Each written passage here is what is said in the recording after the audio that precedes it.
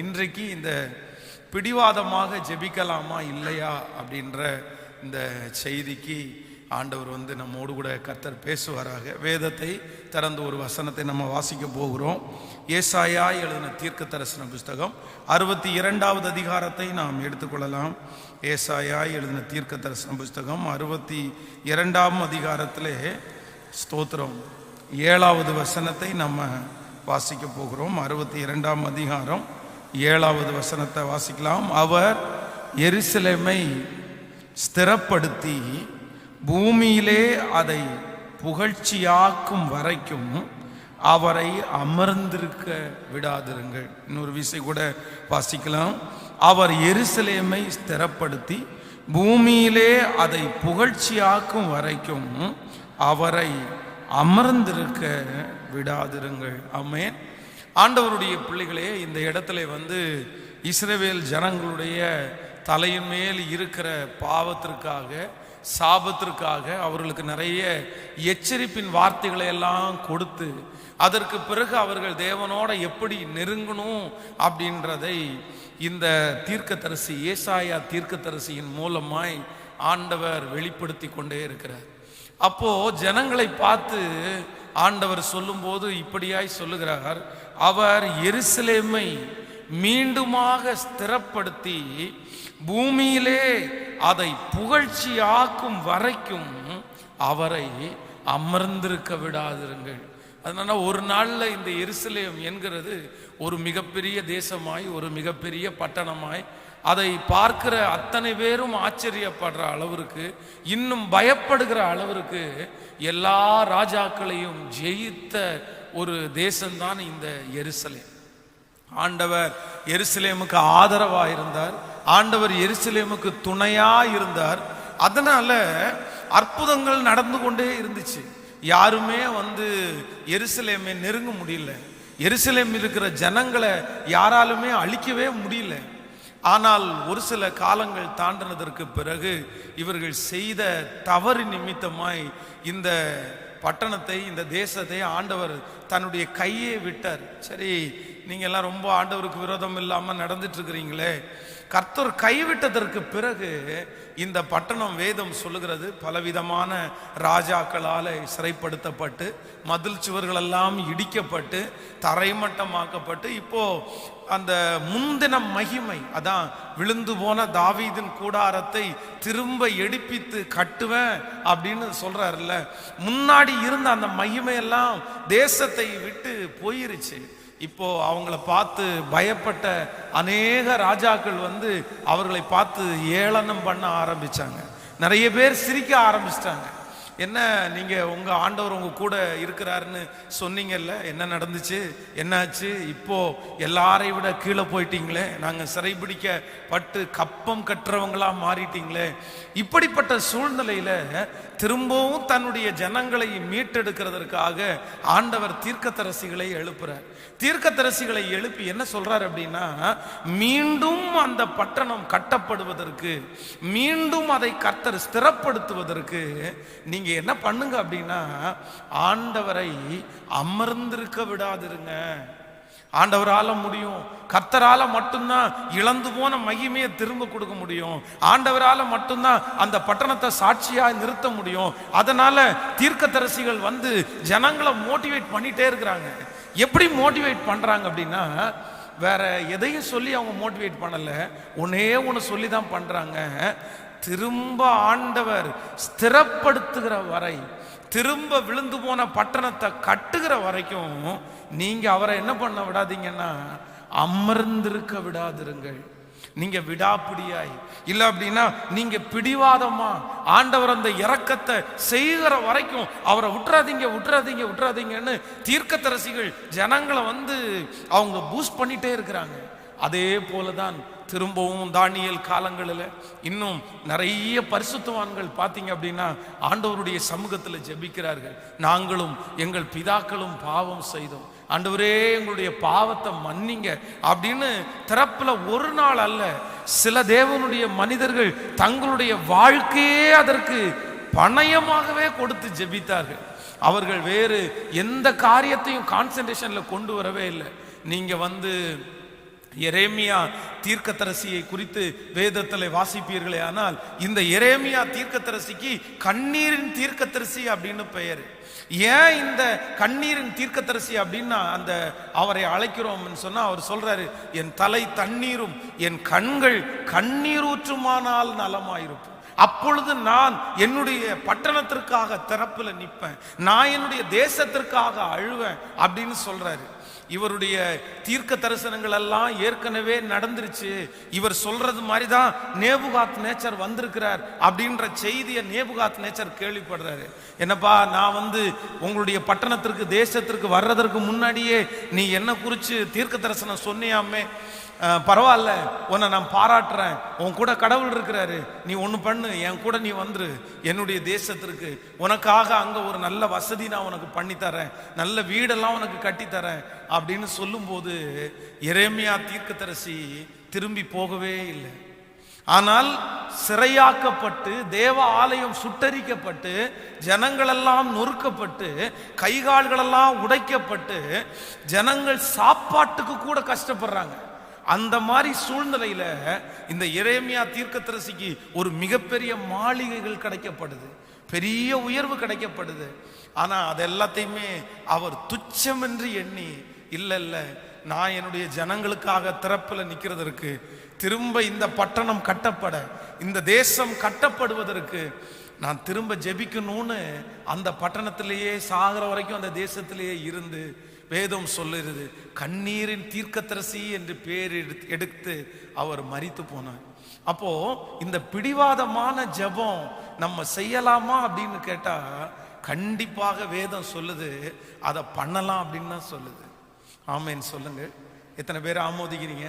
ஆனா ரெண்டு காரியம் இருக்குது. என்ன அப்படின்னா, நம்ம பிடிவாதமாய் ஜெபிக்கிற காரியம் அது தேவனுக்கு உகந்ததா இருக்கணும், தேவன் விரும்புகிறதா இருக்கணும்.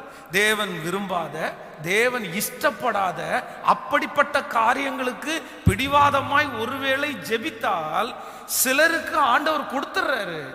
ஆனா அதனுடைய விளைவுகளை நம்ம சுமக்க வேண்டியதுக்கு நேரிடும். நான் எத்தனையோ பேருடைய வாழ்க்கையில நான் பார்த்துருக்கிறேன், பிடிவாதமா ஜெபம் பண்ணுவாங்க, ரொம்ப பிடிவாதமாய்.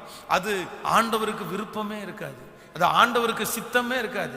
அது முழுக்க இவர்களுடைய இன்ட்ரெஸ்டா மட்டும்தான் இருக்கும், அது இவர்களுடைய ஆசையா இருக்கும். சிலருக்கு இவர்களுடைய சரீரத்தில் இருக்கிற சில டெம்டேஷன்ஸ் தான் கூட இருக்கலாம்.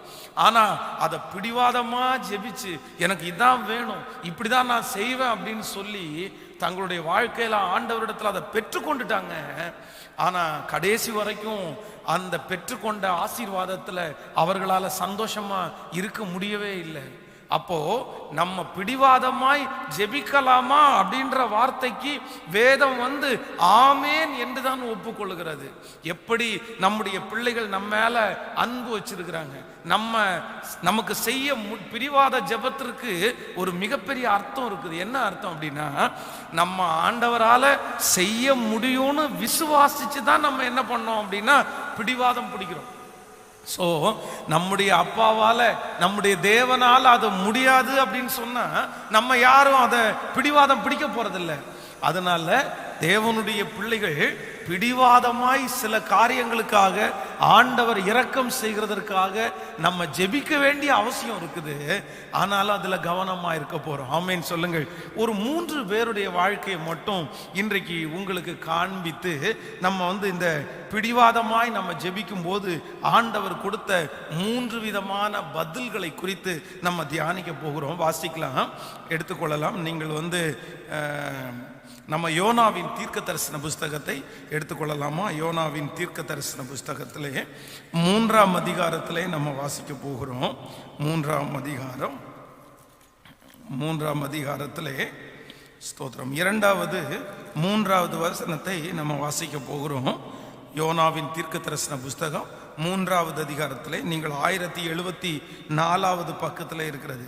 வாசிக்கலாம். நீ எழுந்து மகா நகரமாகிய நினிவேவுக்கு போய் நான் உனக்கு கற்பிக்கும் வார்த்தையை அதற்கு விரோதமாய் பிரசங்கி என்றான். யோனா எழுந்து கர்த்தருடைய வார்த்தையின்படியே நினிவேவுக்கு போனான். நினிவே 3 நாள் பிரயாண விஸ்தாரமான மகா பெரிய நகரமாயிருந்தது. யோனா நகரத்தில் பிரவேசித்து ஒரு நாள் பிரயாணம் பண்ணி இன்னும் 40 நாள் உண்டு, அப்பொழுது நினிவே கவிழ்க்கப்பட்டு போகும் என்று கூறினான். அப்பொழுது நினிவையினுடைய ஜனங்கள் தேவனை விசுவாசித்து உபவாசம் செய்யும்படி கூறினார்கள். பெரியோர் முதல் சிறியோர் மட்டும் ரட்டுடுத்தி கொண்டார்கள். இந்த செய்தி நினிவேயின் ராஜாவுக்கு எட்டின போது அவன் தன் சிங்காசனத்தை விட்டு எழுந்து தான் உடுத்தியிருந்த உடுப்பை கழற்றி போட்டு ரட்டை உடுத்தி கொண்டு சாம்பலிலே உட்கார்ந்தான்.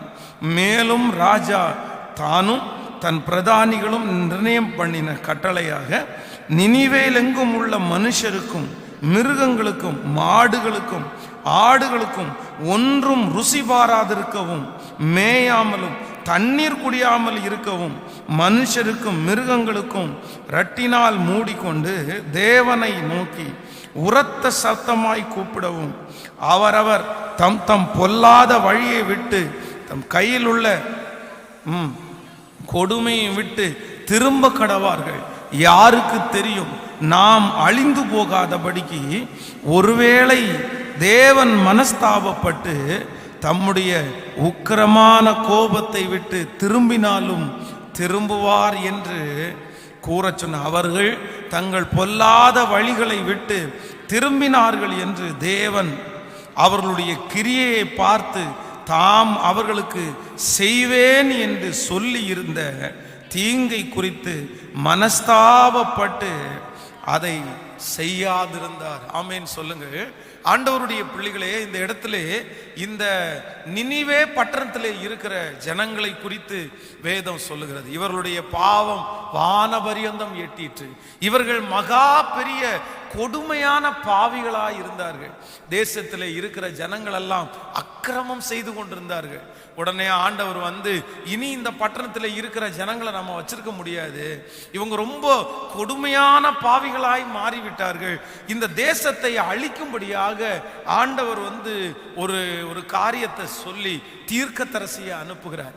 அந்த தீர்க்கதரிசி அவன் வந்து அந்த தேசத்திற்கு போகாம இன்னொரு இடத்துக்கு போறாரு. ஆனா ஆண்டவர் கடைசியாக அந்த தேசத்திற்கு அவனை கொண்டு வந்தார். ஆனால் இந்த இடத்துல நம்ம வாசித்தது போல இந்த நினிவே பட்டணத்தை குறித்து இது நீங்கள் வந்து 4வது வசனத்தை வாசிக்கும் போது, யோனா நகரத்திற்குள் பிரவேசித்து, இது 3வது வசனம், யோனா எழுந்திருந்து கர்த்தருடைய வார்த்தையின்படி நினிவேவுக்கு போனான். நினிவே 3 நாள் பிரயாணமான விஸ்தாரமான மகா பெரிய நகரமாய் இருந்தது. ஆமென். அப்போ 3 நாள் இந்த நினிவே பட்டணம் வந்து எவ்வளவு தூரம் அப்படின்னு சொன்னா 3 நாள் இதுல வந்து பிரயாணம் பண்ணணும். அப்போ பிரயாணம் பண்ணாதான் இந்த பட்டணத்தை வந்து அவனால கவர் பண்ண முடியும்.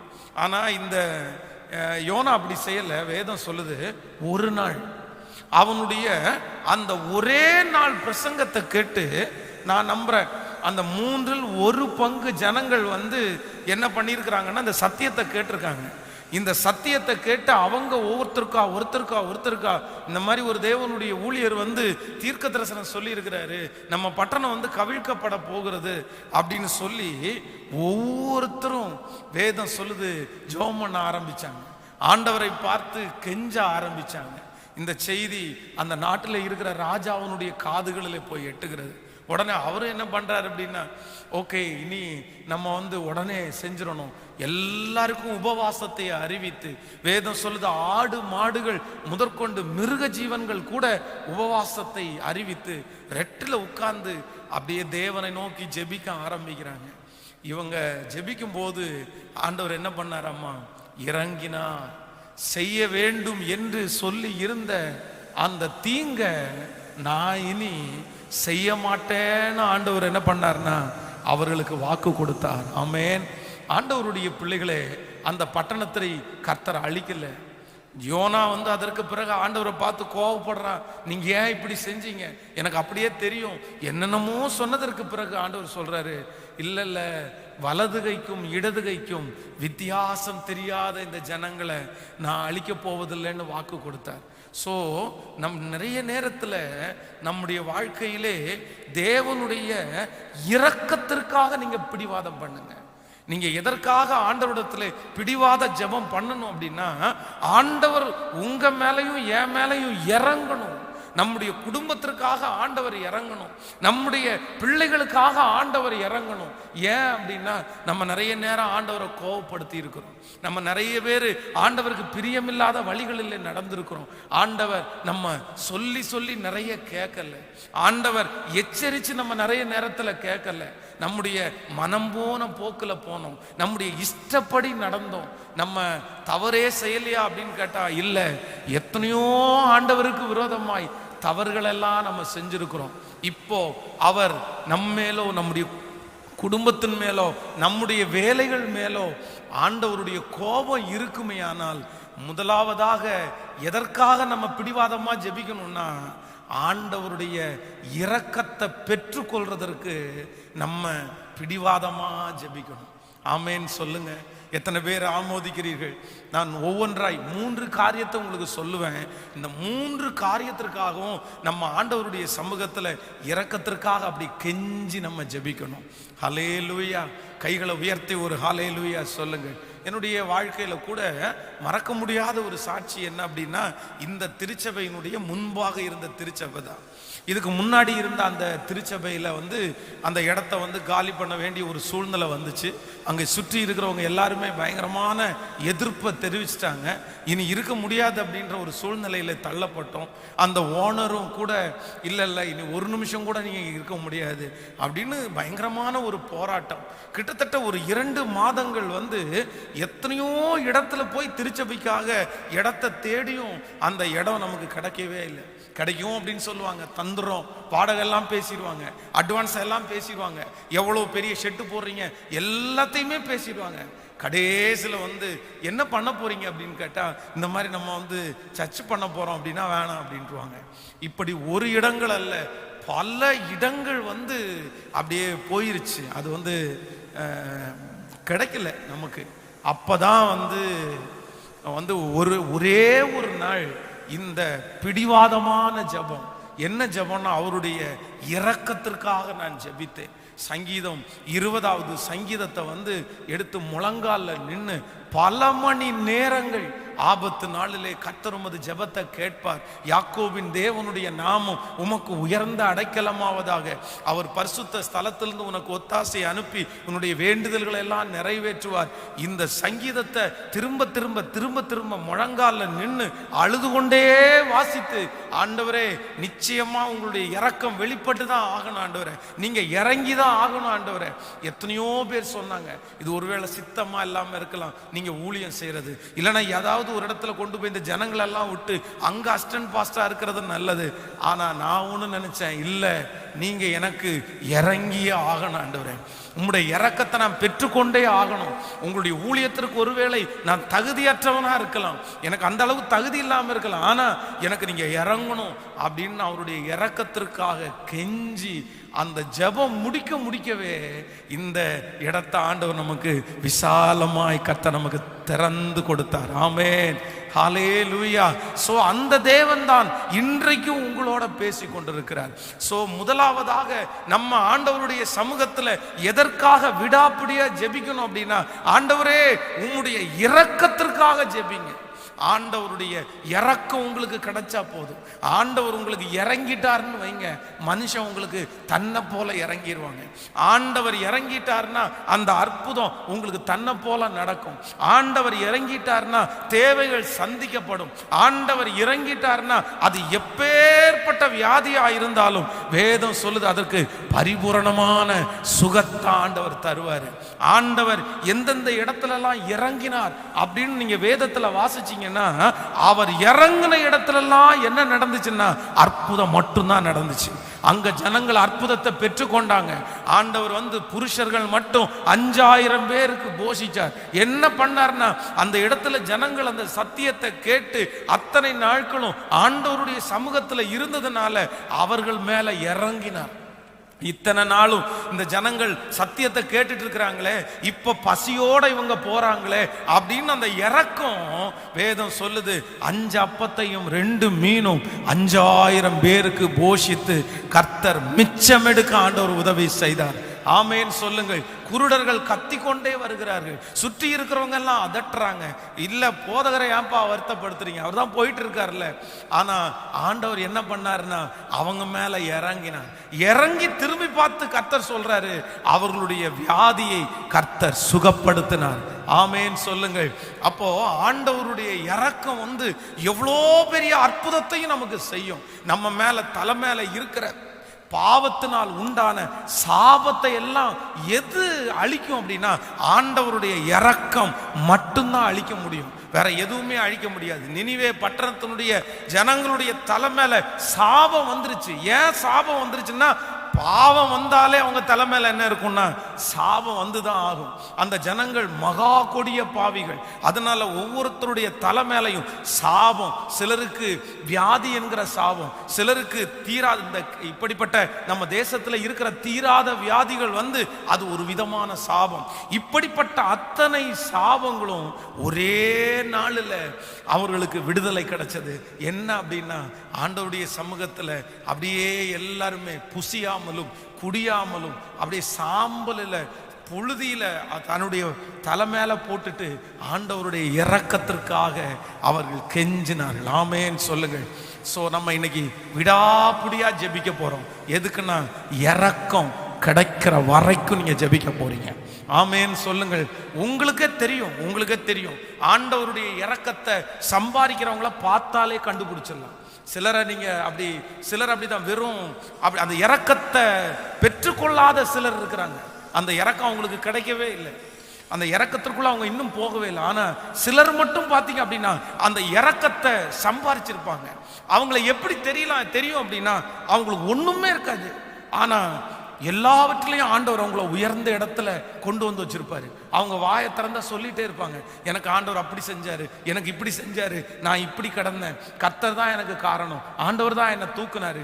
அவங்கள பார்த்தாலே நமக்கு ஆச்சரியமா இருக்கும். என்னடா 10 வருஷத்துக்கு முன்னாடி இப்படி இருந்தாங்க, இப்போ இப்படி இருக்கிறாங்க, எவ்வளோ ஆசீர்வதிக்கப்பட்டாங்க, என்ன நடந்துச்சு, உங்களுக்கு என்ன ஆயிடுச்சு, லாட்ரி ஏதாவது அடிச்சிருச்சா, இல்லை யாராவது உங்களுக்கு கொடுத்தாங்களா அப்படின்னு மற்றவர்களுடைய கண்களுக்கு பார்க்கிறதற்கு ஆச்சரியமா இருக்கும். அவங்க தான் யாருன்னா ஆண்டவருடைய இரக்கத்தை சம்பாதிச்ச ஒரு கூட்டம். ஆமேன் சொல்லுங்கள். எத்தனை பேர் ஆமோதிக்கிறீங்க? எல்லாரும் கரங்களை மேல உயர்த்தி சத்தமா சொல்ல போறோம். இன்றைக்கு இந்த உபவாச ஜபத்துல ஆண்டவருடைய இரக்கத்தை நம்ம சம்பாதிக்க போறோம். இந்த ஜபத்துல திருச்சபையில இருக்கிறவங்க, இன்னும் ஆன்லைன்ல இதை கலந்து கொள்றவங்க, உங்களுடைய வீடுகளிலே உட்கார்ந்து இந்த ஜபத்தை கேட்கிறவங்க, வேலை ஸ்தலத்துல கேட்கிறவங்க எல்லாரும் ஆண்டவருடைய இரக்கத்திற்காக கெஞ்சுங்க. தேவனே எனக்கு இறங்கும் என்று சொல்லுங்கள். இதற்கு விடாப்பிடியாய் ஜெபிக்கலாம், அது தவறல்ல. ஸ்தோத்திரம் ஸ்தோத்திரம். எல்லாரும் அப்பா நீங்க எனக்கு இறங்கிய ஆகணும் ஆண்டவரே, நீங்க எனக்கு இறங்கிய ஆகணும் ஆண்டவரே, உம்முடைய இரக்கம் என் மேல திரும்பட்டும் ராஜா. நான் தவறு செய்ததுனால என் தலை மேல சாப கட்டு இருக்குது, அக்கிரமத்தின் கட்டு இருக்குது. எங்களுடைய முன்னோர்கள் தவறு செய்ததுனால அவர்களுடைய அக்கிரமத்தை நாங்க எங்க தலையில சுமக்கிறோம். ஆனா இன்றைக்கு உங்களை நோக்கி கெஞ்சுறோம்பா, இறங்கோ. சத்தத்தை உயர்த்தி தாவீதின் குமாரனே எங்களுக்கு இறங்கோ, எங்களுக்கு இறங்கும் அப்பா. ஆண்டவருடைய இரக்கத்தை பெற்ற மனுஷன் பாக்கியவான். ஆண்டவருடைய இரக்கத்தை பெற்ற மனிதர் இந்த உலகத்தில் வித்தியாசமாய் தென்படுவார்கள். ஹல்லேலூயா. அப்பா இறங்குங்கப்பா. ராஜாவே நீர் இறங்கும் ஆண்டவரே, தகப்பனே எங்களுக்கு இறங்குவீராக. உம்முடைய மகா இரக்கம், உம்முடைய பெரிய இரக்கம். நீர் இறங்கும் போது தேவைகள் சந்திக்கப்பட்டுச்சு அப்பா. நீர் இறங்கும் போது வியாதிகள் சுகமாக்கப்பட்டுச்சு அப்பா. இப்போ இன்றைக்கு இந்த உபவாச ஜெபத்துல நாங்க ஜெபிக்கிறோம், என் பிள்ளைக்கு இறங்குங்க, என் வீட்டிற்கு இறங்குங்க, என் எதிர்காலத்திற்கு இறங்குங்க ஆண்டவரே. உம்முடைய இரக்கம் எங்களுக்கு தேவை.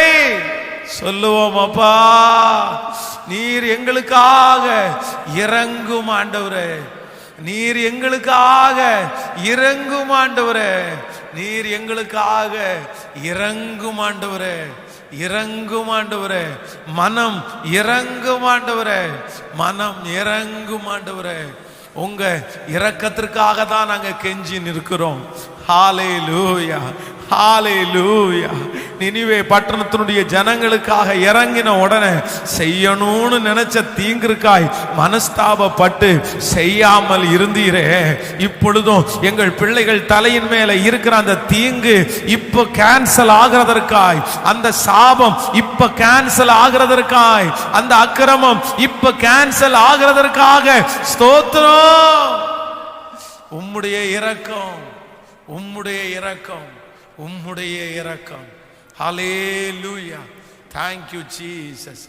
ஆமென், ஆமென். கைகளை உயர்த்தி ஒரு ஹல்லேலூயா சொல்லுங்க.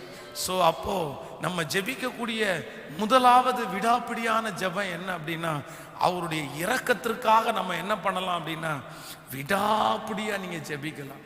அப்படின்னா நீங்க உங்களுடைய வாழ்க்கையில அந்த ஜெபம் மிக அவசியம். பிடிவாதமா நீங்க ஜெபிக்கணும். எதுக்குன்னா அவருடைய இரக்கத்தை வாங்குறதற்காக. ஒவ்வொரு மனிதர்களுக்கும் என்ன தேவைன்னா ஆண்டவருடைய இரக்கம் நமக்கு தேவை. ஆமென் சொல்லுங்கள். நீங்க நம்ம நிறைய பேர் அவர் தானே என்னை படைச்சாரு, ஆண்டவர் தானே என்னை உண்டாக்கினாரு, எதுக்கு நம்ம அப்படி ஆண்டவருடைய இரக்கத்திற்காக? ஏன் பெத்த பிள்ளைக்கு அம்மா இறங்க மாட்டாங்களா? அதை மாதிரி ஆண்டவர் இறங்க வேண்டியதானே? எனக்கு இறங்கலாம் இல்லை ஆண்டவர், என்னை ஏன் இப்படி கஷ்டப்படுத்துறாரு, என்னை ஏன் இப்படி வேதனைப்படுத்துறாரு அப்படின்னு நிறைய நேரத்தில் நம்ம நிறைய கேள்விகளை கேட்போம். ஆனால் ஒன்று நினைத்து கொள்ளுங்கள், நம்ம அவ்வளோ நீதிமான்கள் அல்ல. நம்முடைய முன்னோர்கள் அவ்வளவு நீதிமான்கள் அல்ல, நீதிமான்கள் அல்ல. அவங்க தெரிஞ்சோ தெரியாமலோ தலை மேல என்ன பண்ணிட்டாங்கன்னா சாபத்தை சுமந்துட்டாங்க, சாபத்தை வாங்கிட்டாங்க. கடந்த நாட்கள்ல ஒரு அம்மா ரோட்ல பிச்சை எடுத்துட்டு இருந்தாங்க. அந்த அம்மாவை விசாரிக்கும் போது அவங்க சொல்றாங்க, அவர்களுக்கு கோயம்புத்தூர்ல ஒரு மிக முக்கியமான இடத்துல நல்ல சொத்து அவங்களுக்கு இருக்குது. அப்போ அந்த சொத்து தன்னுடைய அண்ணன் தம்பி எல்லாருமே சேர்ந்து, இவருடைய கணவனார் இறந்துட்டார், இவங்களுக்கு பிள்ளைங்க யாருமே இல்லை, அது ரொம்ப காஸ்ட்லியான சொத்து.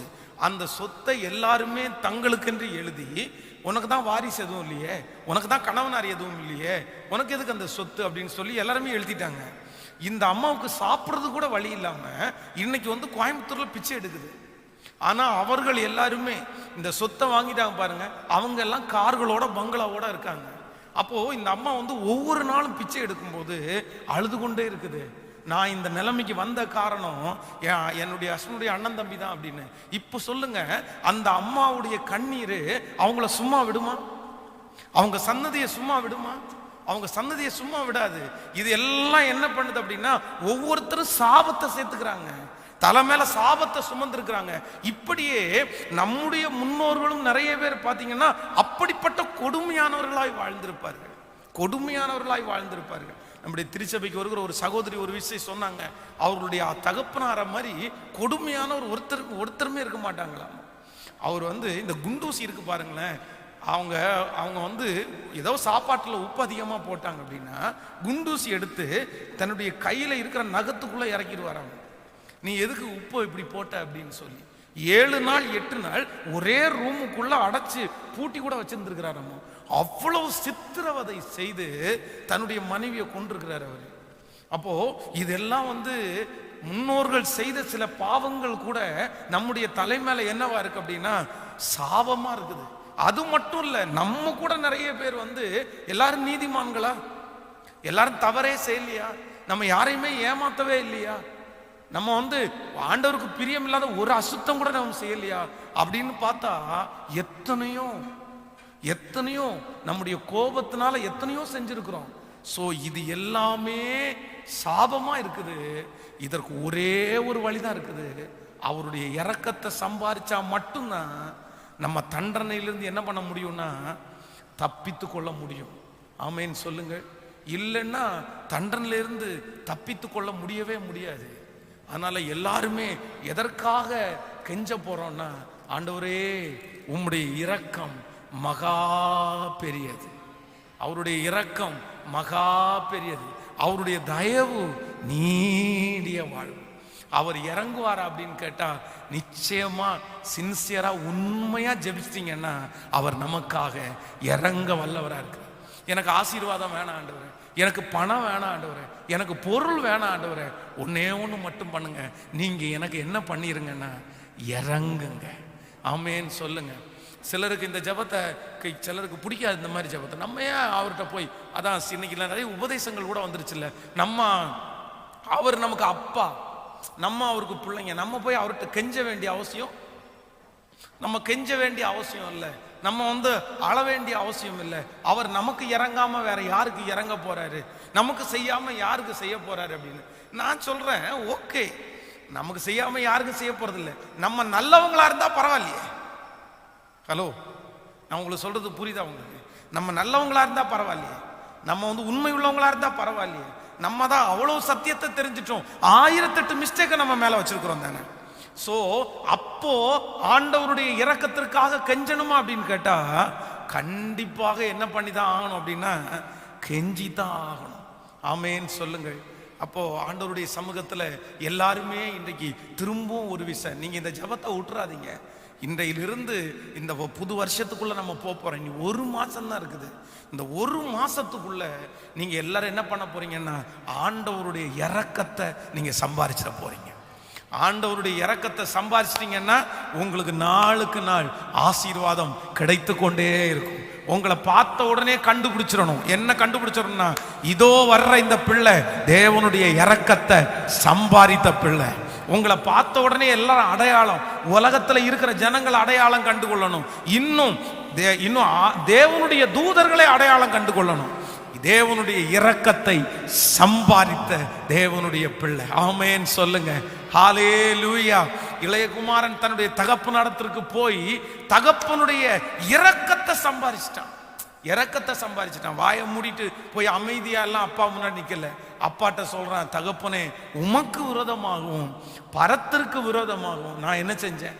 பாவம் செஞ்சேன். எந்த வார்த்தை ரொம்ப ஹைலைட் அப்படின்னா, இனி உம்முடைய பிள்ளைன்னு சொல்றதற்கு நான் என்ன இல்லை, இந்த வார்த்தை தான் ஹைலைட். அவங்க அப்பாவுடைய மனசை அப்படியே பையனை கட்டி பிடிச்சி முத்தம் கொடுக்க வச்சது என்ன அப்படின்னா, இந்த ஒரே ஒரு வார்டு, நீங்க ஹீரோப்பா, நீங்க ரொம்ப நல்லவருப்பா, நீங்க தப்பே பண்ணாதவங்கப்பா, ஆனா உங்க வயிற்றுல போய் நான் இப்படி ஒரு பிள்ளையா பிறந்துட்டேனே, இனி உங்க பிள்ளைன்றதுக்கு நான் என்ன இல்லை சொல்லுங்க, தகுதி இல்லை. ஒண்ணு பண்ணுங்கப்பா, உங்க பிள்ளைன்னு கூப்பிடாதீங்க, மகன்னு கூப்பிடாதீங்க, ஆனா இனி என்ன வச்சுக்கோங்க, ஒரு வேலைக்காரனா என்ன வச்சுக்கங்கப்பா, என்ன வேலைக்காரன்னு கூப்பிடுங்க, என்ன மகனேன்னு கூப்பிடுறத நிப்பாட்டிங்க. உடனே அவங்க அப்பாவுக்கு என்ன பண்ணுது அப்படின்னா, அப்படியே கண்ணெல்லாம் கலங்கிடுது. சே வாடா, நீதாண்டா நீதாண்டா அப்படின்னு. நான் இதை ஒரு டைரக்டாக லிட்டரலாக என் லைஃப்பில் கூட பார்த்துருக்கேன். கடந்த ஒரு 3 வாரங்களுக்கு முன்பாக பார்த்தீங்க அப்படின்னா, இந்த என்னுடைய சின்ன பையன் ஒரு ஒரு ஒரு நம்ம திருச்சபையில் இருக்கிற ஒருத்தவங்களுடைய வீட்டுக்கு போகும்போது கேட்டிருக்கிறான், இந்த வீட்டில் நான் இருக்கட்டுமா அப்படின்னு கேட்டுக்கிறான். உடனே அவங்க பாஸ்டர்மா என்ன பண்ணிட்டாங்கன்னா, சரி ஓகே, நீ இருந்துட்டு கொஞ்ச நேரம் தாண்டி இருந்துட்டு வா அப்படின்னு சொன்னான். இவன் என்ன பண்ணல அப்படின்னா, சாயந்தரம் வரைக்கும் வீட்டுக்கு வரவே இல்லை. சாயந்தரம் வந்தான். சாயந்தரம் வரும்போது ட்ரெஸ் எல்லாம் மாத்திட்டு வந்துட்டான், வேற ட்ரெஸ் போட்டிருக்கிறான். உடனே அவனை பார்த்து கேட்டேன், நீ போகும்போது இந்த ட்ரெஸ்ஸோட போகலையே, வரும்போது ட்ரெஸ் மாத்திட்டு வந்துருக்கிற, யாருடைய ட்ரெஸ் அப்படின்னு கேட்டேன். கேட்ட உடனே அவன் சொன்னான், அண்ணனுடைய ட்ரெஸ்ஸு, நான் அங்கேயே குளிச்சுட்டு வந்துட்டேன் அப்படின்னு. அப்போ உடனே அவன்கிட்ட கேட்டேன், உன்னை யார் அங்கே குளிக்க சொன்னா, உன்னை யார் அங்கே ட்ரெஸ் சேஞ்ச் பண்ண சொன்னா, உனக்கு நான் அதுக்கு பர்மிஷன் கொடுக்கவே இல்லையே, ஏதோ ஒரு 1/2 hour நீங்கள் அங்கே இருக்கிற அப்படின்னு கேட்டேன், நான் உனக்கு டைம் கொடுத்தாச்சு, நீ முடிச்சுட்டு வரணும், அங்கேயே குளிச்சுட்டு அங்கேயே சாப்பிட்டு அங்கேயே அவ்வளோ நேரம் இருந்துருக்கிறீங்க, எங்கிட்ட பெர்மிஷனே கேட்கல அப்படின்னு சொன்ன உடனே இவன் என்ன பண்ணிட்டான் அப்படின்னா, சரி என்னை எப்படியாவது ஐஸ் வைக்கணும் அப்படின்னு நினச்சிட்டான். நினச்ச உடனே இவன் என்ன பண்ணிட்டான் அப்படின்னா, இல்லை மம்மி என் கையில் ஒரு 100 ரூபா கொடுத்தாங்க, நான் அதை பத்திரமா வச்சிருக்கிறேன்னா. இவங்க என்ன பண்ணிட்டாங்கன்னா, கடையில் போய் அந்த சேஞ்ச் மாற்றும் போது ஒரு 100 ரூபா வந்திருக்குது, அவன்கிட்ட போய் இதை பத்திரமா வச்சுக்கொண்டிருக்காங்க. இவன் பத்திரமா வச்சிருந்தான். இவன் என்ன பண்ணிட்டான்னா, அந்த வீட்டுக்கு போயிட்டா இவங்க காசு வாங்காமலே வந்துட்டாங்க, பாஸ்டமா வீட்டுக்கு வந்துட்டாங்க. இப்போ என்கிட்ட என் கோபத்தை தணிக்கிறதுக்காக மம்மி காலையிலே 100 rupees கொடுத்துட்டாங்க, அதை நான் என்ன பண்ணிட்டேன் அப்படின்னா பத்திரமா வச்சிருக்கிறேன் அப்படின்ட்டு உள்ள பாக்கெட்டுக்குள்ள கை விட்டான் பாருங்க, பாக்கெட் ஓட்ட. இவனுக்கு தெரியல, ஏன்னா இவனுடைய ட்ரெஸ் இல்லைல்ல அது. அது ஓட்டையா இருந்திருக்குது. இவன் பாக்கெட்ல இருந்த எடுத்து உள்ள போட்டிருக்கான், அது ஓட்டையில கீழே வந்துச்சு. இப்போ நான் இன்னும் கொஞ்சம் ரைஸ் ஆயிட்டேன். காசையும் தொலைச்சிட்டியா? அப்ப என்கிட்ட பர்மிஷன் கேட்காம போயிட்டேன், அங்கேயே எல்லாம் பண்ணிட்டு வர வந்திருக்கிற, இப்ப காசையும் தொலைச்சிட்ட அப்படின்னு முகத்தை கொஞ்சம் மாத்தின உடனே ஓடி வந்தான். என்னை அவன் என் கையை பிடிச்சான். கையை பிடிச்சி, என்னை அடிங்க டாடி, என்னை கொன்றுங்க டாடி, நான் இப்படிப்பட்ட ஒரு பாவத்தை செஞ்சுட்டேன் டாடி, நான் ரொம்ப மோசமானவன் டாடி, என்னை அடிச்சிருங்க டாடி, என்னை அடிச்சிருங்க டாடி அப்படின்னு என் கையை பிடிச்சி அவன் கன்னத்திலே அடிக்கிறான். சீரியஸா அழுதுட்டேன். உண்மையில சொல்றேன், அவன் அப்படி சொன்ன உடனே எனக்கு அவன் மேல கோபமே போயிருச்சு. அவன் சொல்லிட்டே இருக்கிறான், இல்ல இல்ல என்னை அடி அடி, நான் ரொம்ப தப்பு பண்ணிட்டேன், நான் ரொம்ப மோசமானவன், இப்படி இருக்கிறேன் பாருங்க, உங்க வார்த்தை கீழ்ப்படிவே இல்லை அப்படின்னு. அப்போ என் இறக்கத்தை 2 நிமிஷத்துல அந்த குழந்தை சம்பாரிச்சிருச்சு. அப்ப இன்றைக்கு கூட நான் நம்புறேன், தகப்பன் தன் பிள்ளைக்கு இறங்குறது போல ஆண்டவர் தனக்கு பிரியமானவர்களுக்கு இறங்குறார். அப்ப நான் நம்புறேன், நம்ம எல்லாரும் என்ன பண்ணணும் அப்படின்னா, ஆண்டவரை ப்ளீஸ் பண்ணணுமான்னு கேட்டா நான் சொல்றேன், நம்ம கண்டிப்பா ப்ளீஸ் பண்ணி தான் ஆகணும். ஏன் அப்படின்னா நம்ம நீதிமான்கள் அல்ல. ஆமேன்னு சொல்லுங்க. சிலர் இன்னைக்கு பிரசங்கம் பண்றாங்க, நம்ம நீதிமான்கள். ஏன் அப்படின்னா அவர் நமக்காக எல்லாத்தையும் சுமந்து முடிச்சிட்டாரு. ஆமா, எல்லாத்தையும் சிலுவையில சுமந்து முடிச்சிட்டாருன்னு கேள்விப்பட்டு கேட்டு அறிஞ்சு ருசிச்சதுக்கு அப்புறம் கூட திரும்பவும் நம்ம அவரை என்ன பண்ணிட்டு இருக்கிறோம் சொல்லுங்க? பரம ஈவை ருசி பார்த்து திரும்ப மறுதலிச்சு போனவங்க ஆண்டவரை திரும்பவும் என்ன பண்றாங்க? கேட்கல. சிலுவையில கள்ளர்கள் எல்லாம் ஒரு டைம் தான் அரைஞ்சாங்க, ஆனா நம்ம டெய்லி டெய்லி அரைஞ்சிட்டு இருக்கோம், டெய்லி டெய்லி அரைஞ்சிட்டு இருக்கோம், தினம் தினம். அப்ப உண்மையிலே ஆண்டவருடைய இரக்கத்திற்காக நம்ம ஜெபிக்கணுமானா, அவருடைய இரக்கத்திற்காக நம்ம ஜெபிச்சுதான் ஆகணும். ஆமென் சொல்லுங்க. கைய மேல உயர்த்தி சொல்லுங்க, எனக்கு இறங்குங்க ஆண்டவரே, என் குடும்பத்துக்கு இறங்குங்க ஆண்டவரே, அப்பா இறங்குங்க ஆண்டவரே. பிடிவாதமான ஜெபமே இதான். நீங்க இறங்காம உங்களை நான் விட மாட்டேன் ஆண்டவரே, எனக்கு நீங்க இறங்காம என்னை விட்டு போகாதீங்கப்பா. உங்களுக்கு 1000 வேலை இருக்கலாம்ப்பா, உங்களுக்கு 1000 பிரியமான பிள்ளைங்க இருக்கலாம் ஆண்டவரே, நீதிமானா வாழ்ந்தவங்க இருக்கலாம்ப்பா, ஆனா ஸ்டில் நான் அப்படி இல்லப்பா. நான் என்னத்தை வச்சு உங்களை பெருமை பாராட்டி நான் சொல்லுவேன்? நான் எதை வச்சு நல்ல வேணும் உங்களுக்கு முன்னாடி நிரூபிப்பேன்? அப்படி நல்ல வேணும் நிரூபிக்கிறதுக்கு என்கிட்ட எதுவுமே இல்லை. உங்க பிள்ளைன்னு சொல்றதற்கு கூட தகுதியை இழந்து, ஆண்டவரே எப்படி அந்த இளைய குமாரன் இருக்கிறானோ அதே சிச்சுவேஷன்ல தான் நானும் நின்று இருக்கிறேன். இன்றைக்கு இந்த உபவாச ஜெபத்துல என்னுடைய கைகளை உயர்த்தி கெஞ்சுறேன், எனக்கு இறங்கு தாவீதின் குமாரனே, எனக்கு இறங்கும் அப்பா, எனக்கு இறங்கும் அப்பா, எனக்கு இறங்கும் அப்பா, எனக்கு இறங்கும் அப்பா, எனக்கு இறங்கும் ஆண்டவரே, எனக்கு இறங்கும், எனக்கு இறங்கும் ஆண்டவரே, எனக்கு இறங்கும் ஆண்டவரே, எனக்கு இறங்கும். ஹல்லேலூயா. நீங்க தான் ஏதாவது செய்யணும் என்று எதிர்பார்த்து காத்திருக்கிறோ, நீங்க சொன்ன வார்த்தைய பிடித்து கொண்டு, நீங்க சொன்ன வார்த்தைய பிடித்து கொண்டு உங்க இரக்கத்தையே நோக்கி இருக்கிறோம்,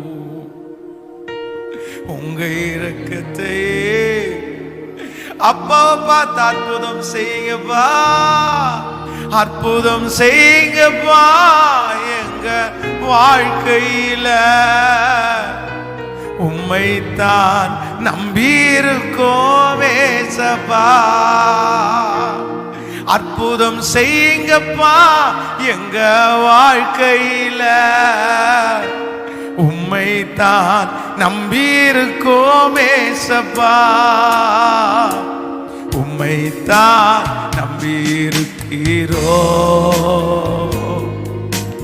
உம்மை அன்றி யாரும் இல்லையப்பா. எல்லாரும் சொல்லுங்க, உம்மை தான் நம்பியிருக்கிறோ. உம்மை அன்றி யாரும் இல்லையப்பா.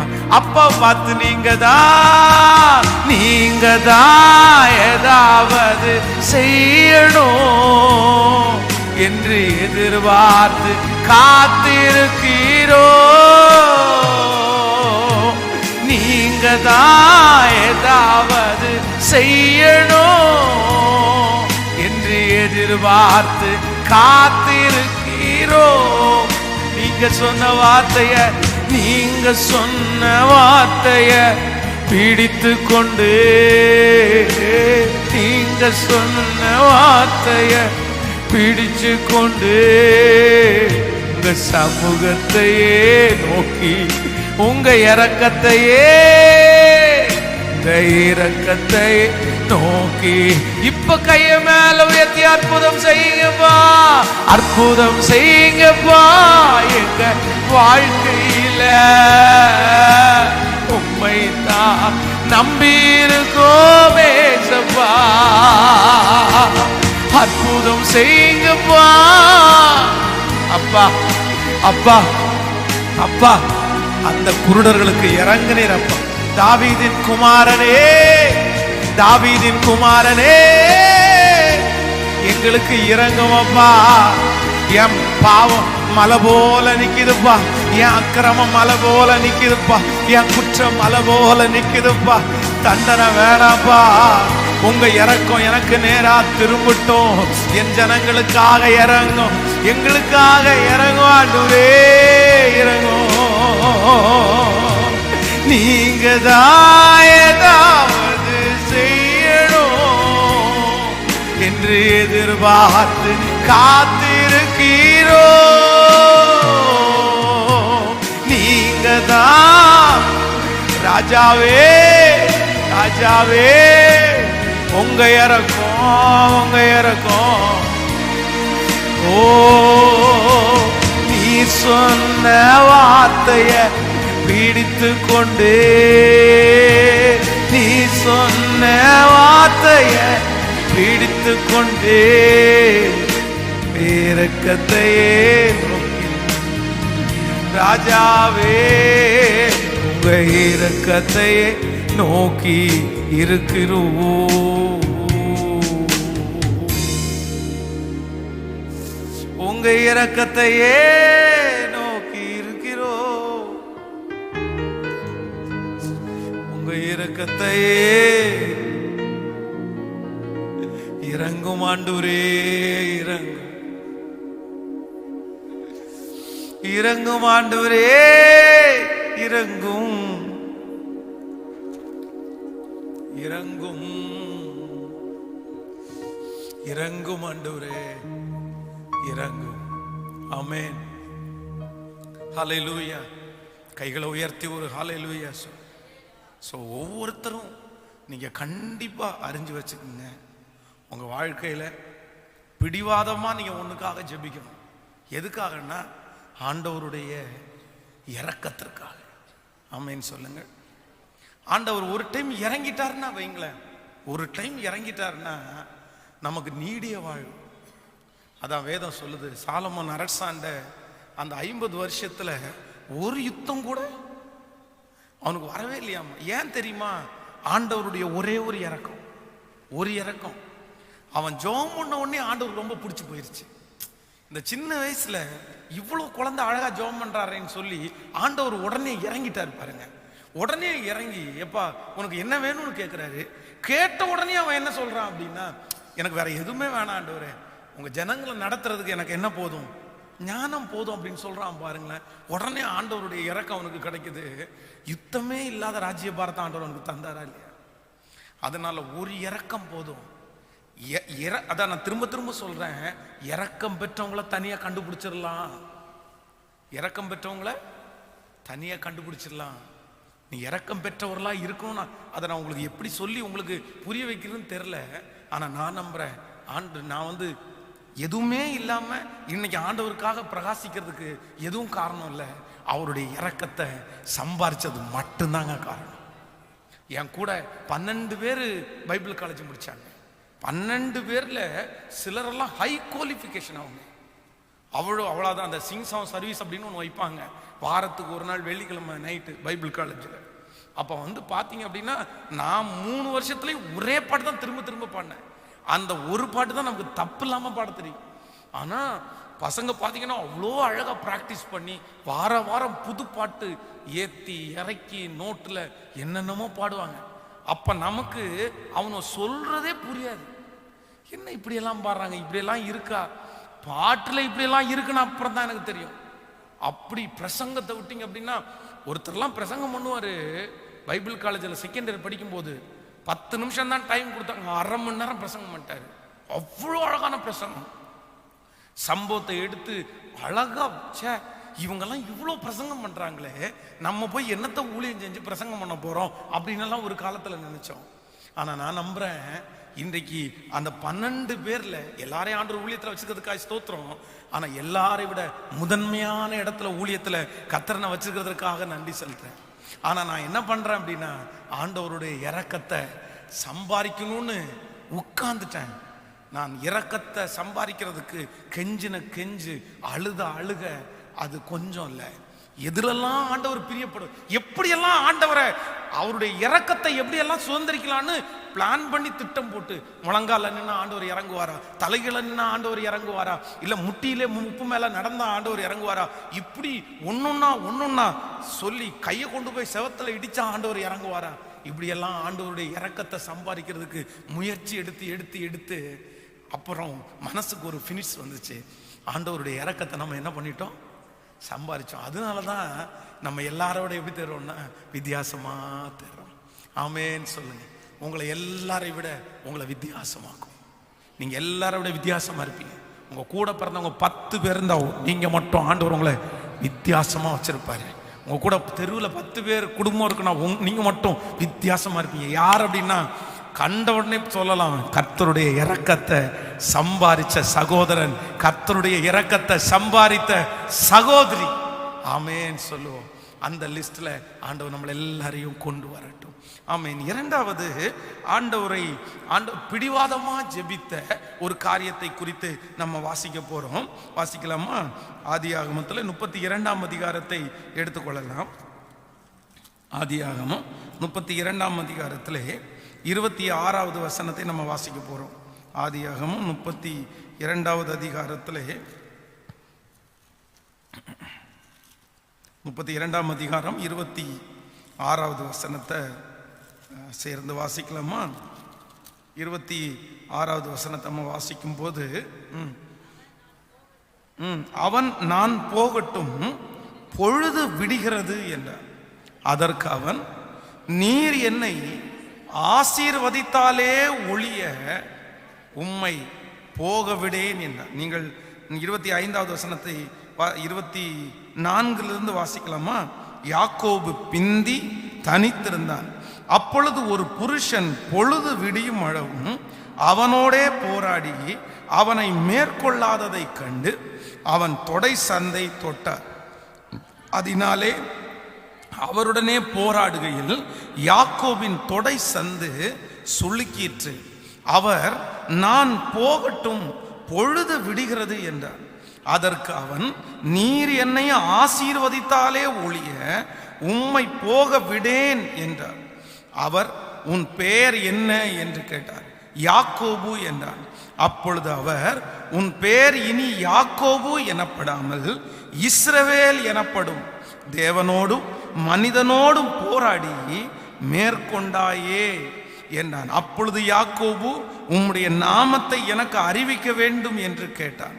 அதற்கு அவர், நீ என் நாமத்தை கேட்பானே என்று சொல்லி அங்கே அவனை ஆசீர்வதித்தார்.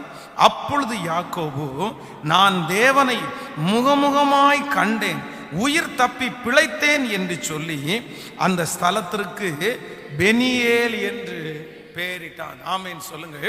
இந்த இடத்துல இரண்டாவதாக ஆண்டவருடைய பிள்ளைகளே, பிடிவாதமாய் ஜெபித்த ஒரு மனிதனை குறித்து வேதத்திலே வாசிக்கிறோம். இந்த யாக்கோபு என்கிற இந்த மனிதனை குறித்து நமக்கு எல்லாருக்கும் தெரிந்தது. தன் தகப்பனாரை விட்டு அவன் தன்னுடைய மாமனாருடைய வீட்டிற்கு வருகிறான்.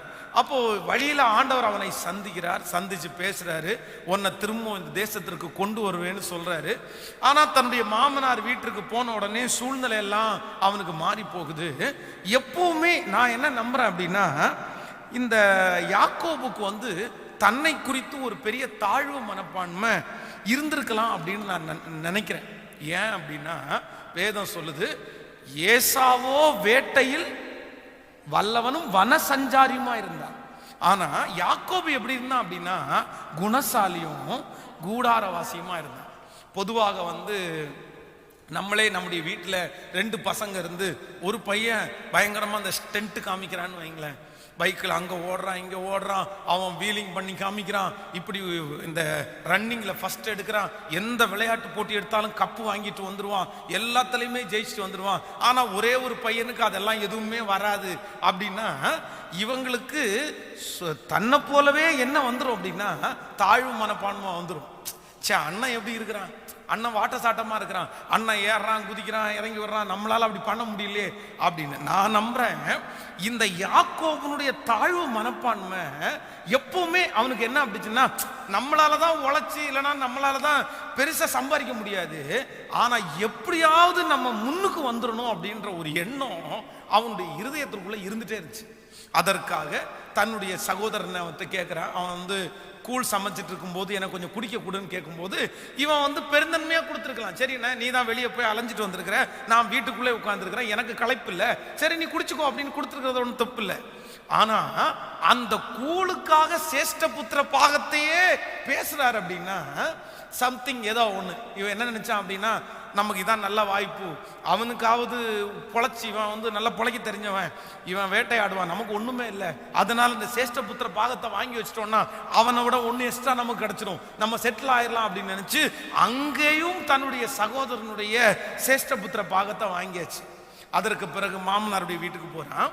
மாமனார் வீட்டுக்கு போய் கொஞ்ச நாளைக்கு ஒருவேளை அந்த பிள்ளைகளை எல்லாம் பார்த்த உடனே அவனுடைய மனசு இருந்தாலும் அவனுடைய உள்ளுக்குள்ள என்ன சொல்லுது அப்படின்னா, நம்ம 4 காசோட இருந்தாதான் 4 பேர் நம்மளை என்ன பண்ணுவாங்க, மதிப்பாங்க. அதனால அங்க போயும் அவனுடைய பிசினஸ் எல்லாம் விடல. வேதம் சொல்லுது, உழைத்தான் 10 முறை அவனுடைய மாமனார் சம்பளத்தை ஏமாத்தினதற்கு அப்புறம் கூட இவன் ரொம்ப அதிகமா சம்பாதிச்சிட்டான். அதுவும் ஒரு காலகட்டம் வரும்போது அவனுடைய மாமனார் ஆடுகளை எல்லாம் பிரிச்சு விட்டு, இந்த மாதிரி குவாலிட்டி எல்லாம் என்னுடையது, இப்படி பிறக்கிற குட்டி எல்லாம் உன்னுடையது அப்படின்னு சொல்லும்போது அதுலயும் ஒரு ட்ரிக் வச்சு, அது தண்ணி குடிக்க போகும்போது வாதுமை பட்டையை உரிச்சு போட்டு எல்லாமே இவனுக்கு குட்டி கிடைக்கிறது மாதிரி அந்த மாதிரி தந்திரமாய் நிறைய பண்ணிட்டான். இப்ப வெறும் கோலும் கையுமாய் போன அந்த யாக்கோபு திரும்பி வரும்போது எப்படி வந்தானம்மா, பெரிய பரிவாரம், பெரிய பரிவாரம், வேலைக்காரங்க, மனைவி, பிள்ளைங்க, ஆடு மாடுகள் எல்லாத்தையும் கொண்டு வர்றாரு, கோலும் கையுமா போனவன். ஆனா ஒரு குறிப்பிட்ட ஒரு இடத்திற்கு வந்ததற்கு பிறகு அவருடைய மனசாட்சி குத்துது. ஏன் அப்படின்னா, இத்தனை நாள் யாருடைய ஆசீர்வாதத்தை பெற்றுக்கொண்டோம்னா, நம்முடைய பலத்தால, நம்ம உழைச்சு, நம்ம ஏமாத்தி எத்தனையோ சம்பாதிச்சோம். ஆனா உண்மையா நம்மளை ஆசீர்வதிக்கிற ஒரு ஆண்டவர் இருக்கிறாரு.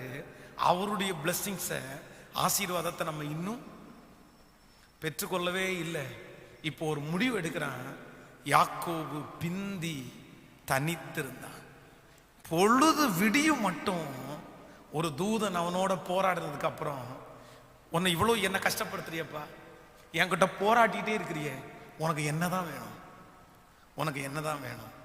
ஒரே ஒரு வார்த்தை மட்டும்தான் சொல்றான், நீர் என்னை ஆசீர்வதித்தாலே ஒழிய நான் உம்மை போக விட மாட்டேன்.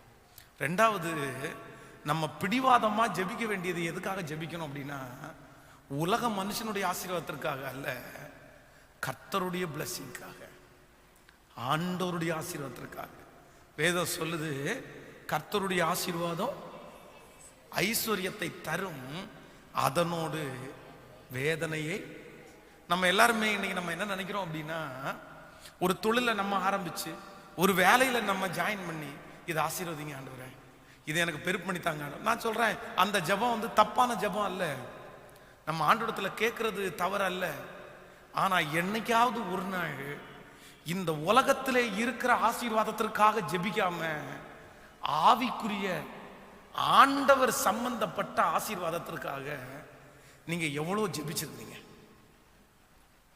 இப்ப பாருங்களேன், உங்களுக்கு போற பக்கம் எல்லாம் இந்த வாடகை வீடு நினைச்சு உங்களுக்கு பிரச்சனையா இருக்குது. நீங்க நிறைய பேர் இந்த ஜெபத்துல இருக்கிறவங்க ஒரு சொந்த வீட்டுக்காக போராடி ஜெபிச்சு நீங்க பெற்றுக்கொண்டிருப்பீங்க. பெற்றுக்கொள்ளாதவங்களும் இப்போ தொடர்ந்து அதுக்காக ஜெபிச்சுட்டு இருப்பீங்க.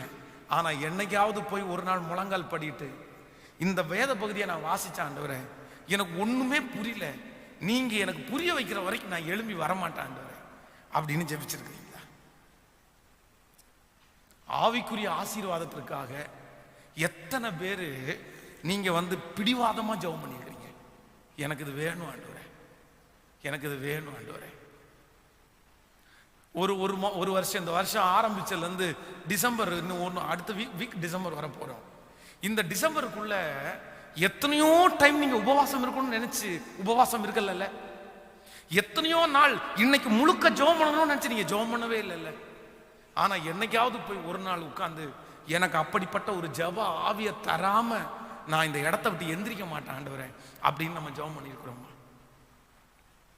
அதான் நம்முடைய மெட்டீரியல் பிளெஸிங்க்கு, உலக பிரகாரமான ஆசீர்வாதத்திற்கு நம்ம நிறைய பேர் எப்படி ஜெபம் பண்ணியிருக்கிறோம்?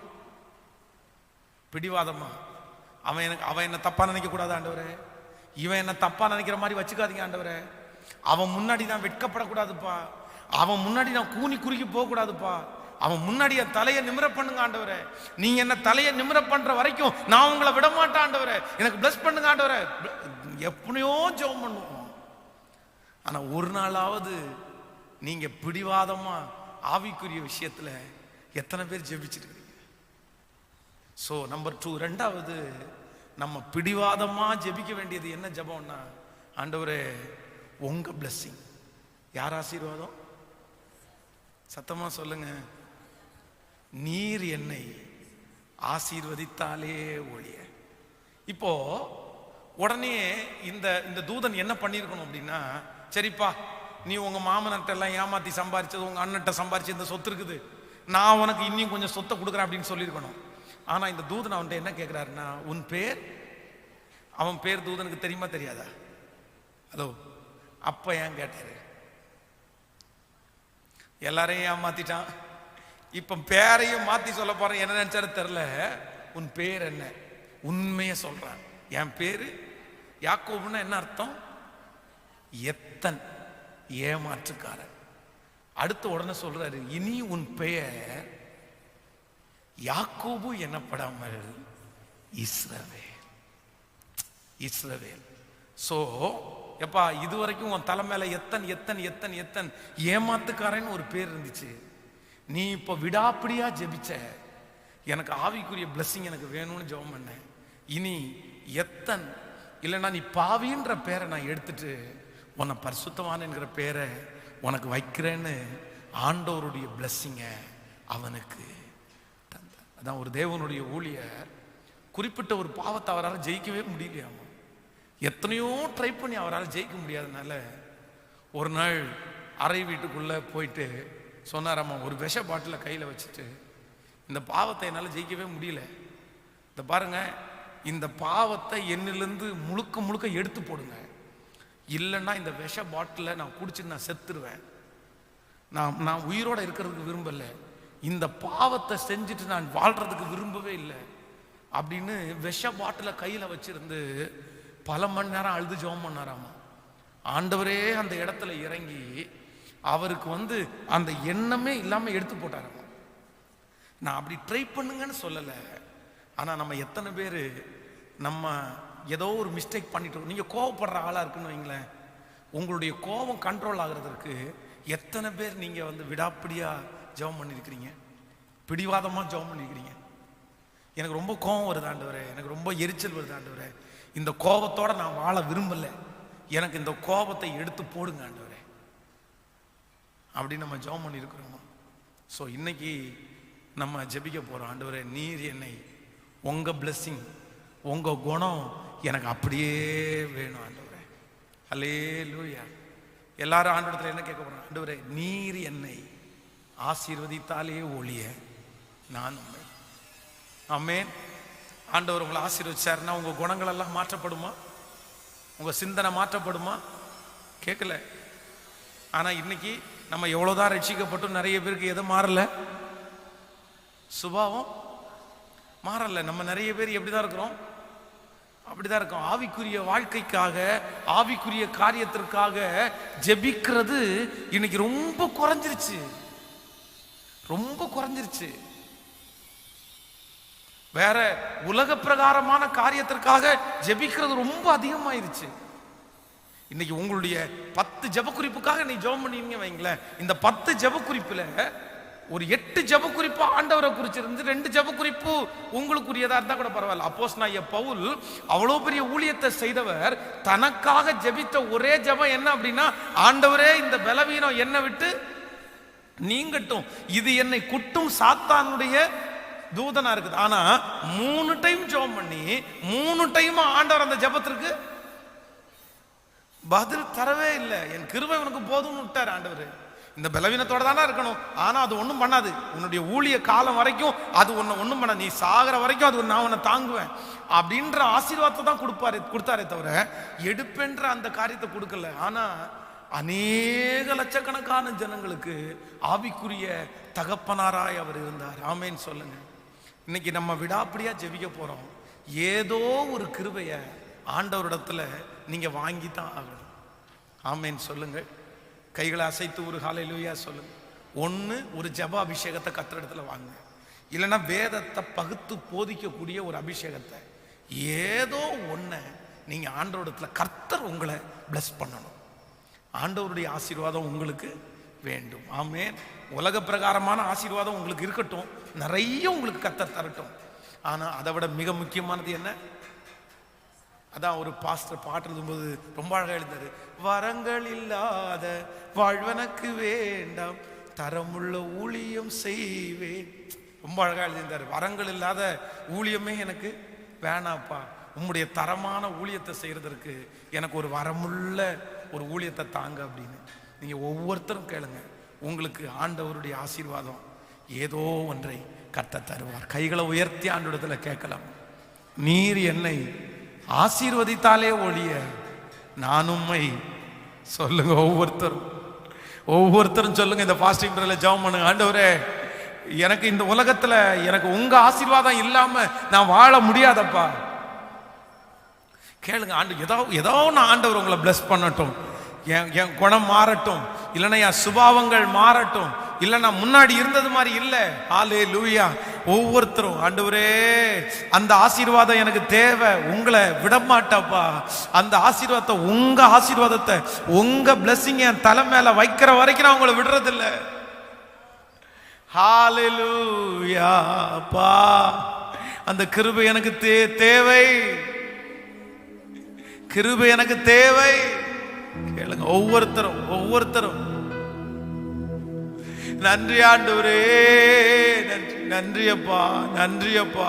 உங்க பிளஸிங், நீர் என்னை ஆசீர்வதித்தாலே ஒழிய ஏதோ ஒரு விதத்துல உங்களுக்கு ஆண்டவர் உங்க ஆசீர்வாதத்தை நான் வாங்கணும். ஆண்டவரே, உங்களால ஆசீர்வதிக்கப்பட்ட பிள்ளைன்னு ஆண்டவரே நான் பேர் வாங்கணும், பேர் வாங்கணும். ஆண்டவரே, பேர் வாங்கணும்ப்பா.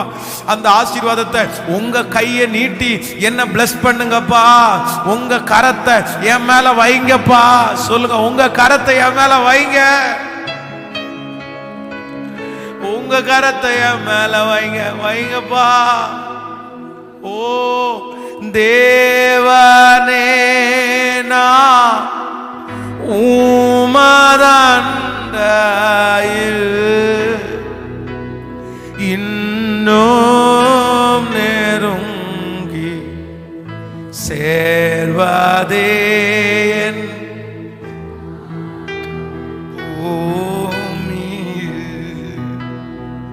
தேவனே நான் உமதண்டையில்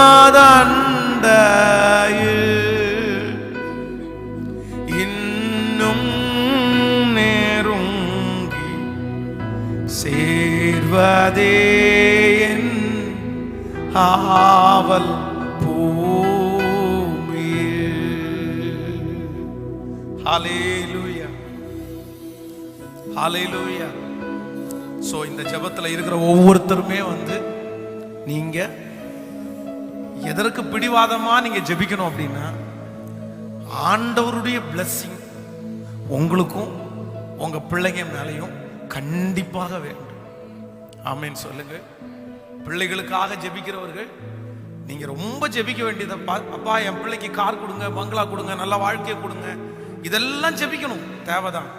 ஆனா முக்கியமா நீங்க ஜெபிக்க வேண்டியது என்ன அப்படின்னா, என் பிள்ளை சாகிற வரைக்கும் உங்களோட இருக்கணும் ஆண்டவரே. அந்த பிளஸ்ஸிங்கை என் பிள்ளைக்கு கண்டிப்பா நீங்க தரணும்னு நீங்க எல்லாருமே நீங்க ஜெபிக்கணும்.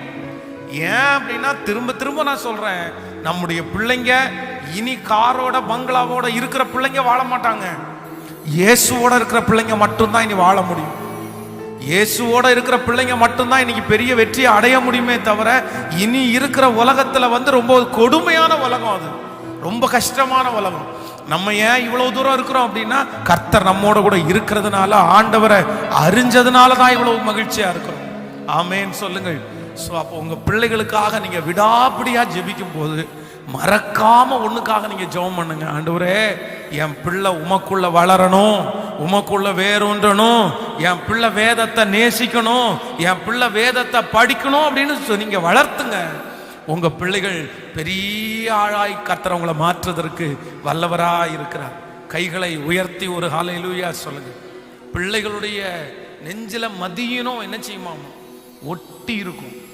அவங்களுக்கு தெரியாது அதை குறித்து. மதியினம் ஒட்டி இருக்குமானா கண்டிப்பாக ஒட்டி இருக்கும். அதான் கடந்த இது ஒரு சாட்சியாய் உங்களுக்கு சொல்றேன். நீங்க இதெல்லாம் செய்யணும் அப்படின்றதுக்காக நான் உங்களுக்கு சொல்றேன். கடந்த நாட்களில் ஒரு சில மாதங்களாக வந்து என்னுடைய மூத்த மகன் வந்து என்கிட்ட வந்து எப்பாவது ஒரு டைம் ஒரு 5 ரூபா கொடுங்க, 2 ரூபா கொடுங்க, நான் சேர்த்து வைக்கிறேன் அப்படின்னு சேர்த்து வச்சுட்டே இருப்பான். சேர்த்து வச்சு 460 ரூபா சேர்த்து வச்சுட்டாரு. அப்போது அவன் வந்து போன 2-3 நாளைக்கு முன்னாடி, டேடி நான் வந்து 460 ரூபா சேர்த்துட்டேன், இந்த 460 ரூபாவுக்கு நான் வந்து ஆன்லைனில் ஒரு ஸ்பைடர்மேன் ட்ரெஸ்ஸு பார்த்தேன் அப்படின்னா, ஸ்பைடர்மேன் ட்ரெஸ்ஸு அதை வந்து எனக்கு நீங்கள் வந்து வாங்கி கொடுக்கணும் அப்படின்னு சொன்ன நான் சேர்த்து வச்ச பணத்தில். உடனே அவனை கூப்பிட்டு பக்கத்தில் உட்கார வச்சுட்டு, நீ 450 ரூபா சேர்த்தது எனக்கு ரொம்ப சந்தோஷம், இந்த சின்ன வயசுல சேர்க்கணுன்ற ஒரு எண்ணம் உனக்கு இருக்குது, அது வந்து நான் பாராட்டுறேன். ஆனால் ஃபஸ்ட்டு சேர்த்து வச்ச பணத்தில் ஆண்டவருக்கு பிரியமா ஏதாவது ஒன்று வாங்கணுன்றதை விட்டுப்புட்டு இப்படி ஸ்பைடர்மேன் ட்ரெஸ்ஸை வாங்கணும்னு நினைக்கிறியே, இது ஒரு ஊழியக்காரனுக்கு அழகா அப்படின்னு கேட்டேன். அப்போ வந்து ஒரு நிமிஷம் அவன் அதை எதிர்பார்க்கலன்னு நினைக்கிறேன். நான் சேர்த்து வச்ச உடனே அவ்வளோதான், நம்ம சேர்த்து வச்ச பணம். நான் சொன்னேன், நீ சேர்த்து வச்சிருந்தாலும் இதை நான் ஒருவேளை கொடுத்தாலும் இது என்னுடைய பணம் அல்ல, இது எனக்கு யார் கொடுத்தா அப்படின்னா, எனக்கு ஆண்டவர் கொடுத்ததுல உனக்கு நான் கொடுத்துருக்கிறேன், நீ இதை சேர்த்து வச்சிருக்கிற. ஸோ இது ஆண்டவரிடத்துல இருந்து வந்த பணம், நீ சேர்த்து வச்சு 2வது ஒரு பொருளை நீ வாங்கினா கூட நான் வந்து அதை வருத்தப்படுறதுக்கு இல்லை. ஆனால் ஃபஸ்ட்டு உன் வாழ்க்கையில் சேர்த்து வைக்கிற முதல் பணத்தை இப்படி நீ செலவு பண்ணுறதுக்கு நினைக்கிறது எவ்வளோ பெரிய தவறு.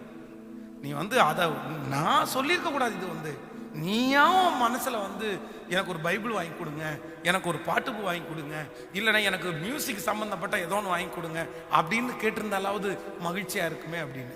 அப்போ நான் என்ன சொல்ல வர்றேன் அப்படின்னா, இப்படிப்பட்ட விஷயங்கள் வந்து நம்ம தான் நம்முடைய பிள்ளைகளை என்ன பண்ணணும், நம்ம தான் மோட்டிவேட் பண்ணணும். அப்போ நாளைக்கு எந்த திங்ஸ் வாங்கும் போதும் அவனுடைய மனசுக்குள்ள என்ன இருக்கும் அப்படின்னா, நம்ம ஆண்டவருக்கு ஒரு முக்கியத்துவம் கொடுக்கணும். இதை சொல்லி கொடுக்கறது யாரு தான் சொல்லி கொடுக்கணும் அப்படின்னா, பெற்றோர்கள் தான் சொல்லி கொடுக்கணும். அதுதான் ஆண்டவர் சொல்றாரு, பிள்ளைகளுடைய நெஞ்சில மதியணும். சிலர் வந்து வளர்த்துருவாங்க 25 வயசு வரைக்கும் 24 வயசு வரைக்கும் ஒண்ணுமே சொல்லாம வளர்த்துருவாங்க. அதுக்கப்புறம் சொல்லணும்னு நினைச்சா சில நேரத்தில் என்ன செய்யாது அப்படின்னா அது அது சரி வராது. அதான் உலகத்தில் ஒரு பழமொழி சொல்லுவாங்க, 5 வளையாதது 50 வளையாது அப்படின்னு சொல்லுவாங்க. அது எந்த விதத்தில் உண்மைன்னு தெரில. சின்ன வயசுலயே உங்க பிள்ளைகளுடைய இருதயத்துல வார்த்தைகளை விதைச்சிட்டே இருந்தா தான் அவர்கள் வளரும் போது அதுவும் அவங்களுக்கு என்னவா இருக்கும் அப்படின்னா பலன் தருகிறதாய் மாறும். ஆமேன் சொல்லுங்க. சோ அந்த கான்சென்ட்ரேஷன் உங்க பிள்ளைகளுக்கு இருக்கோ இல்லையோ, யாருக்கு இருக்கணும் சொல்லுங்க? நமக்கு முதல்ல இருக்கணும். நம்முடைய பிள்ளைகளுக்கு அது இருக்கும் அப்படின்னு நம்ம எதிர்பார்க்க முடியாது. ஆனா அது யாருக்கு இருக்கணும்? யாருக்கு இருக்கணும்? நமக்கு அது இருக்கணும். கைகளை உயர்த்தி எல்லாரும் ஜெபம் பண்ணுங்க. அப்பா சமூகத்துல, ஆண்டவரே உங்க ஆசீர்வாதம் என் மேலையும் என் பிள்ளைங்க மேலையும் நான் இன்னைக்கு ஜெபிக்கிறேன். எல்லாரும் கேளுங்க. ஹalleluya. ஆண்டவரே ஸ்தோத்திரம் ஸ்தோத்திரம் ஸ்தோத்திரம் ஸ்தோத்திரம். நன்றி அப்பா, உங்க ஆசீர்வாதம் எங்களோட இருப்பதாக ராஜா, இருப்பதாக ராஜா, இருப்பதாக ராஜா. ஹalleluya. ஜெபிச்சிட்டே இருக்கலாம். ஆண்டவரே இயேசுப்பா, எங்களுக்கு உங்க blessing தேவை. நீர் என்னை ஆசீர்வதித்தாலே ஒழிய நான் உம்மை விட போவது இல்லை. ஆவிக்குரிய சகல ஆசீர்வாதங்களும் எங்கள் தலையின் மேல இருக்கட்டும் அப்பா. பிரியமானவனே, உன் ஆத்துமா வாழ்வது போல நீ எல்லாவற்றிலும் வாழ்ந்து சுகமாயிருப்பாயாக, சுகமாயிருப்பாயாக. ஆமென் சொல்லுங்க. சத்தத்தை உயர்த்தி ஒரு ஹalleluya சொல்லலாம். அப்போ சோ நம்பர் 2, இரண்டாவதாக ஒரு தேவனுடைய பிள்ளை நீங்க பிடிவாதமாக ஜெபிக்க வேண்டிய இரண்டாவது ஜெபம் என்ன அப்படின்னா, ஆவிக்குரிய ஆசீர்வாதத்திற்காக நீங்க ஜெபிக்கணும். நம்பர் 3, மூன்றாவது ஒரு வசனத்தை கூட நம்ம வாசிக்க போகிறோம். எடுத்துக்கொள்ளலாமா? மத்தேயு எழுதின சுவிசேஷம் 15வது அதிகாரத்தை நாம் எடுத்துக்கொள்ளலாம். மத்தேயு எழுதின சுவிசேஷம் 15ஆம் அதிகாரம் 27வது வசனத்தை வாசிக்கலாமா? எல்லாரும் எடுத்துக்கொள்ளலாம். 15ஆம் அதிகாரம் 27வது வசனம்.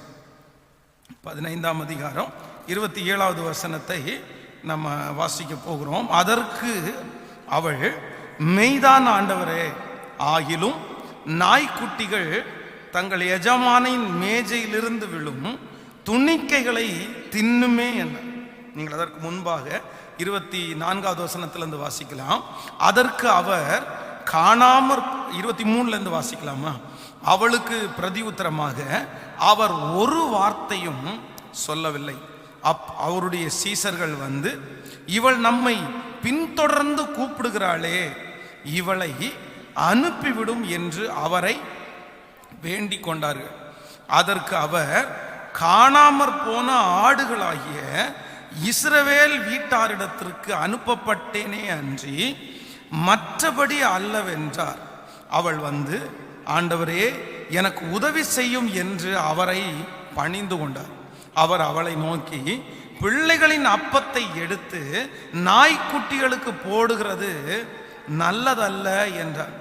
அதற்கு அவள், மெய்தான் ஆண்டவரே, ஆகிலும் நாய்க்குட்டிகள் தங்கள் எஜமானின் மேஜையிலிருந்து விழும் துணிக்கைகளை தின்னுமே என்றார். இயேசு அவளுக்கு பிரதி உத்தரமாக, ஸ்திரீயே, உன் விசுவாசம் பெரியது, நீ விரும்புகிறபடி உனக்கு ஆக கடவது. அந்நேரமே அவள் மகள் ஆரோக்கியமானாள். ஆமேன் சொல்லுங்க. இங்கே வேதம் சொல்லுகிறது, கானானிய ஸ்திரீ ஒருத்தி ஆண்டவருக்கு பின்பாக போய்கொண்டே இருக்கிறார். கத்திட்டே போறா, ஆண்டவரே எனக்கு இறங்கும், ஆண்டவரே எனக்கு இறங்கும். ஆனா ஆண்டவர் அதை ஒண்ணுமே அதை கேர் எடுக்கிற மாதிரி தெரியல. ஆண்டவர் அப்படி நடந்து போயிட்டே இருக்கிறார். போயிட்டே இருக்கும்போது கொஞ்ச நேரம் தாண்டி சீடர்கள் சொல்றாங்க, ஆண்டவரே இவ ரொம்ப தூரத்துல இருந்து நம்மளை பின்தொடர்ந்து வந்துட்டே இருக்கிறா, என்னன்னு இவங்களை கொஞ்சம் அனுப்பிவிட்டா பரவாயில்லையே, இவ கத்திட்டே இருக்கிறாங்களே, எங்களுக்கே டிஸ்டர்பன்ஸா இருக்குது. உடனே ஆண்டவர் ஒன்றும் சொல்லலை. அதற்கு பிறகு இவளும் அதான் ஆண்டவர் சொல்றாரு, இல்ல இல்ல, நான் என்னுடைய ஜனத்திற்கு இருக்கிற, அவர் பிரதியுத்தரமாக, காணாமற் போன ஆடாகிய இஸ்ரவேல் வீட்டாரத்திற்கு அனுப்பப்பட்டேனே அன்றி. அதான் என் பிள்ளைகளுடைய அப்பத்தை எடுத்து நான் யாருக்கு போட மாட்டேன்? நாய்க்குட்டிகளுக்கு போட மாட்டேன். ஆண்டவர் என்ன சொல்ல வர்றாருன்னா, கானானியர்கள் என்று சொல்லுகிறது ஒரு சபிக்கப்பட்ட ஒரு சன்னதி. அவர்களுடைய தலையின் மேல் வருட வருடமாக சாபம் இருக்குது. சோ இந்த ஆசீர்வாதத்தை வாங்குறதற்கு அவங்க என்ன இல்லை, தகுதி உள்ளவர்கள் அல்ல. ஒரு குவாலிட்டி, ஒரு தகுதி இருக்குது ஒரு ஆசீர்வாதத்திற்கு, அந்த தகுதி அவங்கள்ட்ட இல்லை. உடனே இவங்க என்ன சொல்றாங்க அப்படின்னா, அந்த பெரிய ஆசீர்வாதத்தை வாங்குறதற்கு எங்களுக்கு என்ன இல்லை, தகுதி இல்லைன்னு எனக்கு தெரியும் ஆண்டவரே. ஆனா ஒண்ணு பண்ணுங்க, அவங்களுக்கு கொடுத்ததனுடைய மிச்சம் மிச்சம் அதான் மேஜையிலிருந்து விழும் துணிக்க என்ன அர்த்தம் அப்படின்னு கேட்டா, அந்த வேஸ்டேஜ் வெளியே கொட்டுறதற்கு துணிக்கை, அதுக்கு பேர் தான். அதனால நாங்க கொஞ்சம் திருப்தி ஆகும்ல. உடனே ஆண்டவர் சொல்றாரு, உன் விசுவாசம் ரொம்ப பெருசு.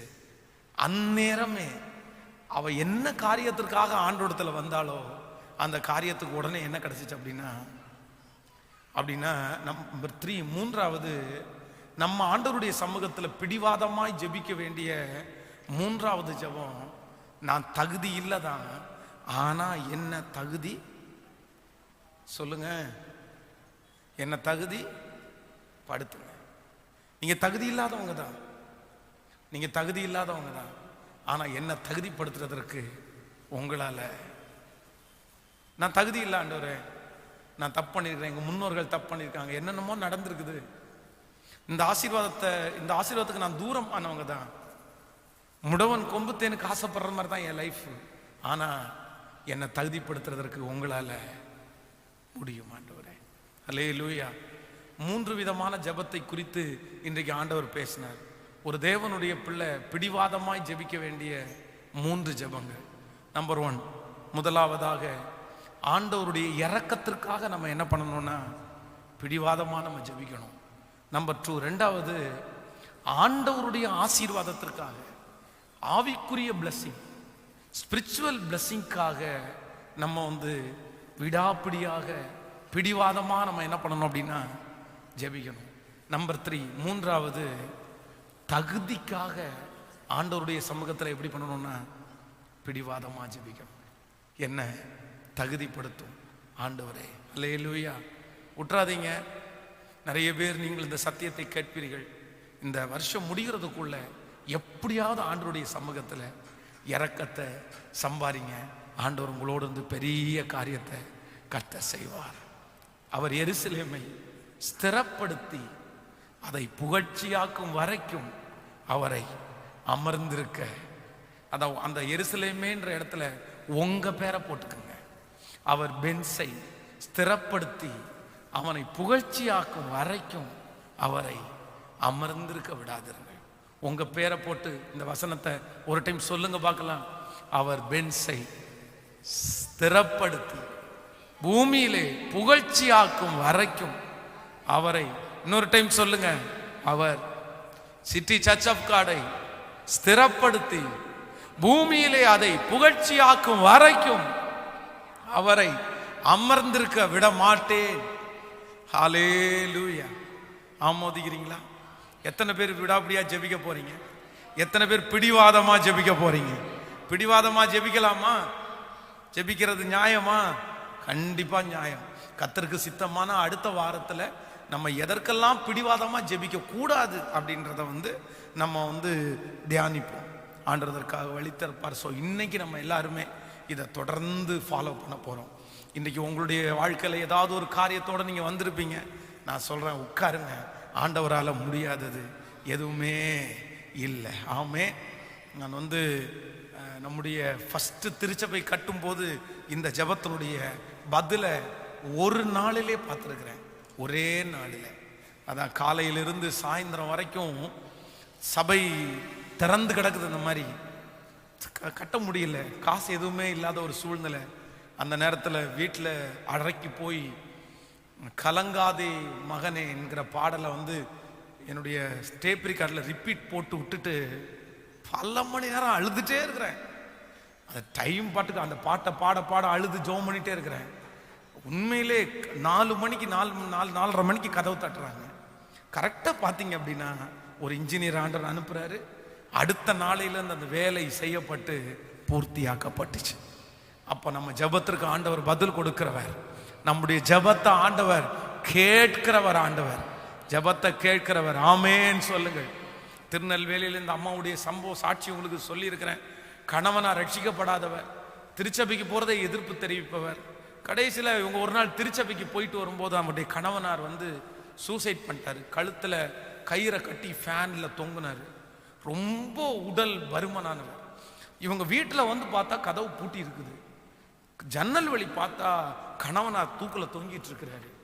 இந்த அம்மா ஓடி அதை உடைச்சு உள்ள போய் இந்த அம்மாவும் மகளும் 2 பேரும் சேர்ந்து அவருடைய காலை பிடிச்சி தூக்கி அதை அறுத்து கீழே இறக்கிட்டு அவர் நெஞ்சு மேலே அடிச்சு, ஆண்டவரே எனக்கு இவர் உயிரோட வேணும், இவரை எடுத்துக்குங்க, தப்பு இல்லை, ஆனா எப்ப எடுத்துங்கன்னா இவர் ரட்சிக்கப்பட்டதுக்கு அப்புறம் இவரை எடுத்துக்குங்க. ரட்சிக்கப்பட்டு நாளைக்கு அவர் செத்தாலும் எனக்கு பிரச்சனை இல்லை, ரட்சிக்கப்படாம இவரை நான் விடமாட்டேன் ஆண்டவரேன்னு ஏங்கி ஏங்கி கத்தி கத்தி அழுது, நெஞ்சில் அடிச்சு அழுது 5 நிமிஷத்துக்குள்ள பார்த்தா செத்து போன மனுஷனை உயிரோட எழுப்பிட்டார். அடுத்த நாள் அப்புறம் சர்ச்சுக்கு ரட்சிக்கப்பட்டு இன்றைக்கு ஆண்டவர் ஊழியம் செய்தார். அப்போ நம்ம என்ன பண்ணுவோம்னா, ஆண்டவரே நான் உங்களை விடமாட்டேன், யாக்கோபை போல நான் போராடுவேன். ஆமேன்னு சொல்லுங்க. எல்லாருடைய எழுப்பி நிற்கலாம். இந்த சத்தத்தை கேட்டு கொண்டிருக்கிறவர்கள் கூட நீங்க அந்த இடத்துல தேவனுடைய முகத்தை நோக்கி பாருங்கள். ஹல்லேலூயா.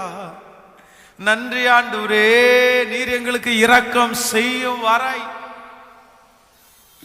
யாக்கோபை போல நான் போராடுவேன், எலியாவை போல நான் ஜெபித்திடுவேன். யாக்கோபை போல நான் போராடுவேன், எலியாவை போல நான் ஜெபித்திடுவேன். விடமாட்டேன் விடமாட்டேன், யாக்கோபை போல நான் விடவே மாட்டேன். விடமாட்டேன் விடமாட்டேன், யாக்கோபை போல நான் சொல்லோ, யாக்கோபை போல நான் போராடுவேன், எலியாவை போல நான் ஜெபித்து, கரங்களை தட்டி யாக்கோபை போல நான் போராடுவேன், எலியாவை போல நான் ஜெபித்திடுவேன். யாக்கோபை போல நான் போராடுவேன், எலியாவை அப்பாவை பார்த்து விடமாட்டேன் விடமாட்டேன் விடமாட்டேன், யாக்கோபை போல நான் விடவே மாட்டேன் விடமாட்டேன். ஓ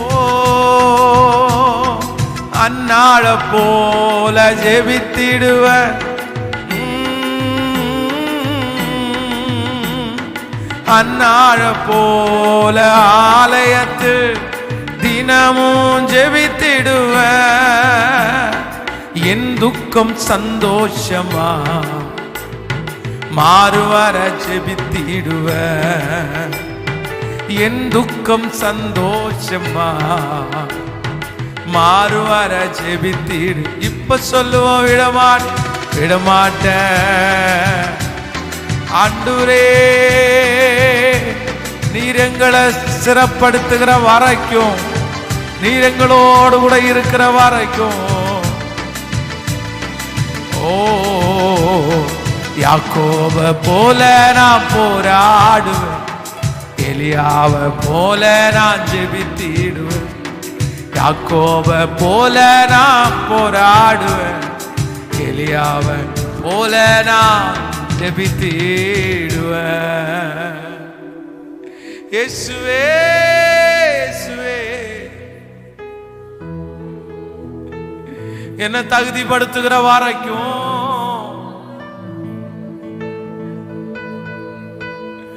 என்ன தகுதிப்படுத்துகிற வரைக்கும்,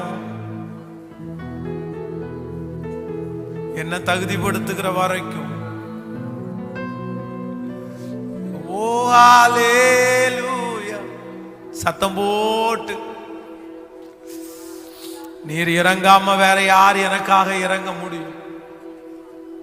நீர் என்னை ஆசீர்வதிக்க முடியும் ஆண்டவரே, நீர் எங்களை நடத்த முடியும் ஆண்டவரே, நீர் எங்களை வெற்றி சிறக்க பண்ண முடியும் ஆண்டவரே, முடியும். உங்களை விட போறது இல்லப்பா. உங்களை விட போறது இல்லப்பா.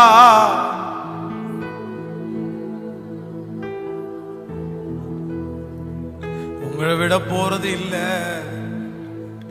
உங்களை விட போறது இல்ல. எங்களுக்கு இறங்காம வேற யாருக்குப்பா நீங்க இறங்க போறீங்க? எங்களுக்கு செய்யாம வேற யாருக்கு ஆண்டவரே நீங்க செய்ய போறீங்க? நன்றியப்பா, நன்றி நன்றி ஆண்டவரே, நன்றி. என்னை விட்டு போகாதீங்க ராஜா, என்னுள்ளம் தாங்காதுங்க ஏசப்பா, நானும் வருகிறேன் கலிலேயா கடல் ஓரமா. என்னை விட்டு போகாதீங்க ராஜா, என்னுள்ளம் தாங்காதுங்க. அன்று ஒலிவ மலையில் ஏறி மறுரூபமா நீங்க கடலின் மேல நடந்து அதிசயம் செய்தீங்க. அன்று ஒலிவ மலையில் ஏறி மறுரூபமா நீங்க கடலின் மேல நடந்து அதிசயம் செய்தி. ஓ இயேசுப்பா, நானும் வருகிறேன் கலிலேயா கடல் ஓரம். எல்லாரும் சொல்லுங்க, என்னை விட்டு போகாதீங்க போகாதீங்க ராஜா. நீங்க கைவிட்டா நாங்க எங்கப்பா போவோம்? நீங்க கண்ணை மூடுனா நாங்க என்னப்பா செய்வோம்? நீங்க கையை விரிச்சா நாங்க என்னப்பா பண்ண முடியும்? இயேசுவே, உங்களை தவிர எங்களுக்கு வேற யாருமே இல்ல. உங்களை தவிர வேற யாருமே இல்லை. நீங்களே எங்களை மன்னிக்காட்டா வேற யாருப்பா மன்னிப்பா? நீங்க எங்களை தூக்காட்டா வேற யாருப்பா கை கொடுப்பா? எங்களை மனுஷன்னு நினைக்காதீங்கப்பா, மண்ணுன்னு நினைங்கப்பா. எங்களை பெரிய ஜெப வீரன்னு நினைக்காதீங்கப்பா, மண்ணுன்னு நினைங்கப்பா. என்ன ஒரு பெரிய பொருட்டா நினைக்காதீங்கப்பா, மண்ணுன்னு நினைங்கப்பா. மண்ணுன்னு நினைங்கப்பா, எங்களை மண்ணுன்னு நினைங்கப்பா. ஹல்லேலூயா, நன்றி நன்றி. எம்மாவூர் சீடரோடு நடந்து போனீங்க, என்னோடு இன்று நடந்து வாருங்க. எம்மாவூர் நடந்து போனீங்க, என்னோடு இன்று. அதுவே என் வாஞ்சை, அதுவே என் தாகம், அதுதான் என் சந்தோஷமே. இனி எனக்கு வேற எந்த சந்தோஷம் இருக்கு? நீங்க என் கூட வராட்டா எனக்கு எந்த மகிழ்ச்சி இருக்குப்பா? இன்றைக்கு இந்த ஆராதனை வேரத்துல உங்க சமூகத்துல பிடிவாதமா உங்களை பிடிக்கிறோம். எங்களை விட்டு நீங்க போயிடவே கூடாது. எங்களை பிளஸ் பண்ணாம நீங்க போக முடியாதுப்பா. நிறைய பேர் கேள்வி கேட்கிறாங்க, நிறைய பேர் கேள்வி கேட்கிறாங்க, நிறைய பேர் பார்த்துட்டே இருக்கிறாங்க. என்ன செய்ய போறான் பார்த்துக்கலாம், எப்படி நடக்க போகுது பார்த்துக்கலாம், என்ன ஆக போறான் பார்த்துக்கலாம். தாவீதை போல எங்களை சுற்றி சத்துருக்கள் நிறைய பேர் இருக்காங்கப்பா, தலைமுடியை விட அதிகமா இருக்கிறாங்கப்பா. ஆனா நாங்க இன்றைக்கு காலை வேளையில உம்முடைய இரக்கத்திற்காக கெஞ்சுறோம். எங்களுக்கு தகுதின்றதாட வரல, தகுதி இல்ல, எங்களை தகுதி படுத்துங்கப்பா. எங்களை தகுதி படுத்துங்கப்பா, எங்களை தகுதி படுத்துங்கப்பா. கேளுங்க எல்லாரும் அந்த கடைசி பாயிண்ட்ஸுக்கு நம்ம இன்னும் தீவிரமா ஜெபிங்க. இயேசுவே எங்களை தகுதிப்படுத்துங்கன்னு கேளுங்க. எங்களை தகுதிப்படுத்துங்கப்பா, எங்களை தகுதிப்படுத்துங்கப்பா, எங்களை தகுதிப்படுத்துங்கப்பா. தகுதிக்காக கெஞ்சணும், தகுதிக்காக விடாப்பிடியா ஜெபிக்கணும். ஓ நன்றி நன்றி நன்றி நன்றி நன்றி நன்றி நன்றி நன்றி நன்றி நன்றி நன்றி நன்றி நன்றி. சொல்லலாமா? கைய மேல உயர்த்து. ஓ நீங்க தான் ஏதாவது செய்யணும் என்று எதிர்பார்த்து காத்திருக்கீரோ. நீங்க தான் ஏதாவது செய்யணும் என்று எதிர்பார்த்து காத்திருக்கீரோ. நீ சொன்ன வார்த்தைய பிடித்து கொண்டு, நீ சொன்ன வார்த்தைய பிடித்து அப்பா பார்த்து உங்க முகத்தையே நோக்கி இருக்கிறோ. உங்க முகத்தையே ரெண்டு கைய மேல உயர்த்தி அற்புதம் செய்யுங்கப்பா. எங்க வாழ்க்கையில உம்மைத்தான் நம்பி இருக்கோமே. ராஜா ராஜா, வேலைக்காரனுடைய கண்கள் தங்கள் எஜமானின் கையை நோக்கி இருக்குமாறு போல், வேலைக்காரியினுடைய கண்கள் தங்கள் எஜமாட்டின் கையை நோக்கி இருக்குமாறு போல் எங்களுக்கு இரக்கம் செய்யும் வரை, எங்களுக்கு இரக்கம் செய்யும் வரை நாங்கள் உம்மையே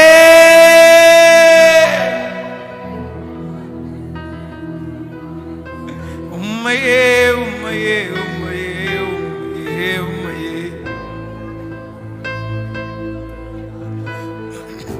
உம்மையே உம்மையே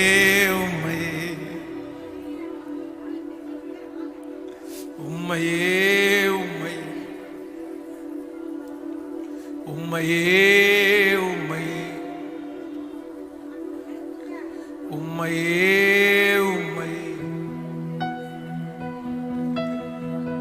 உம்மையே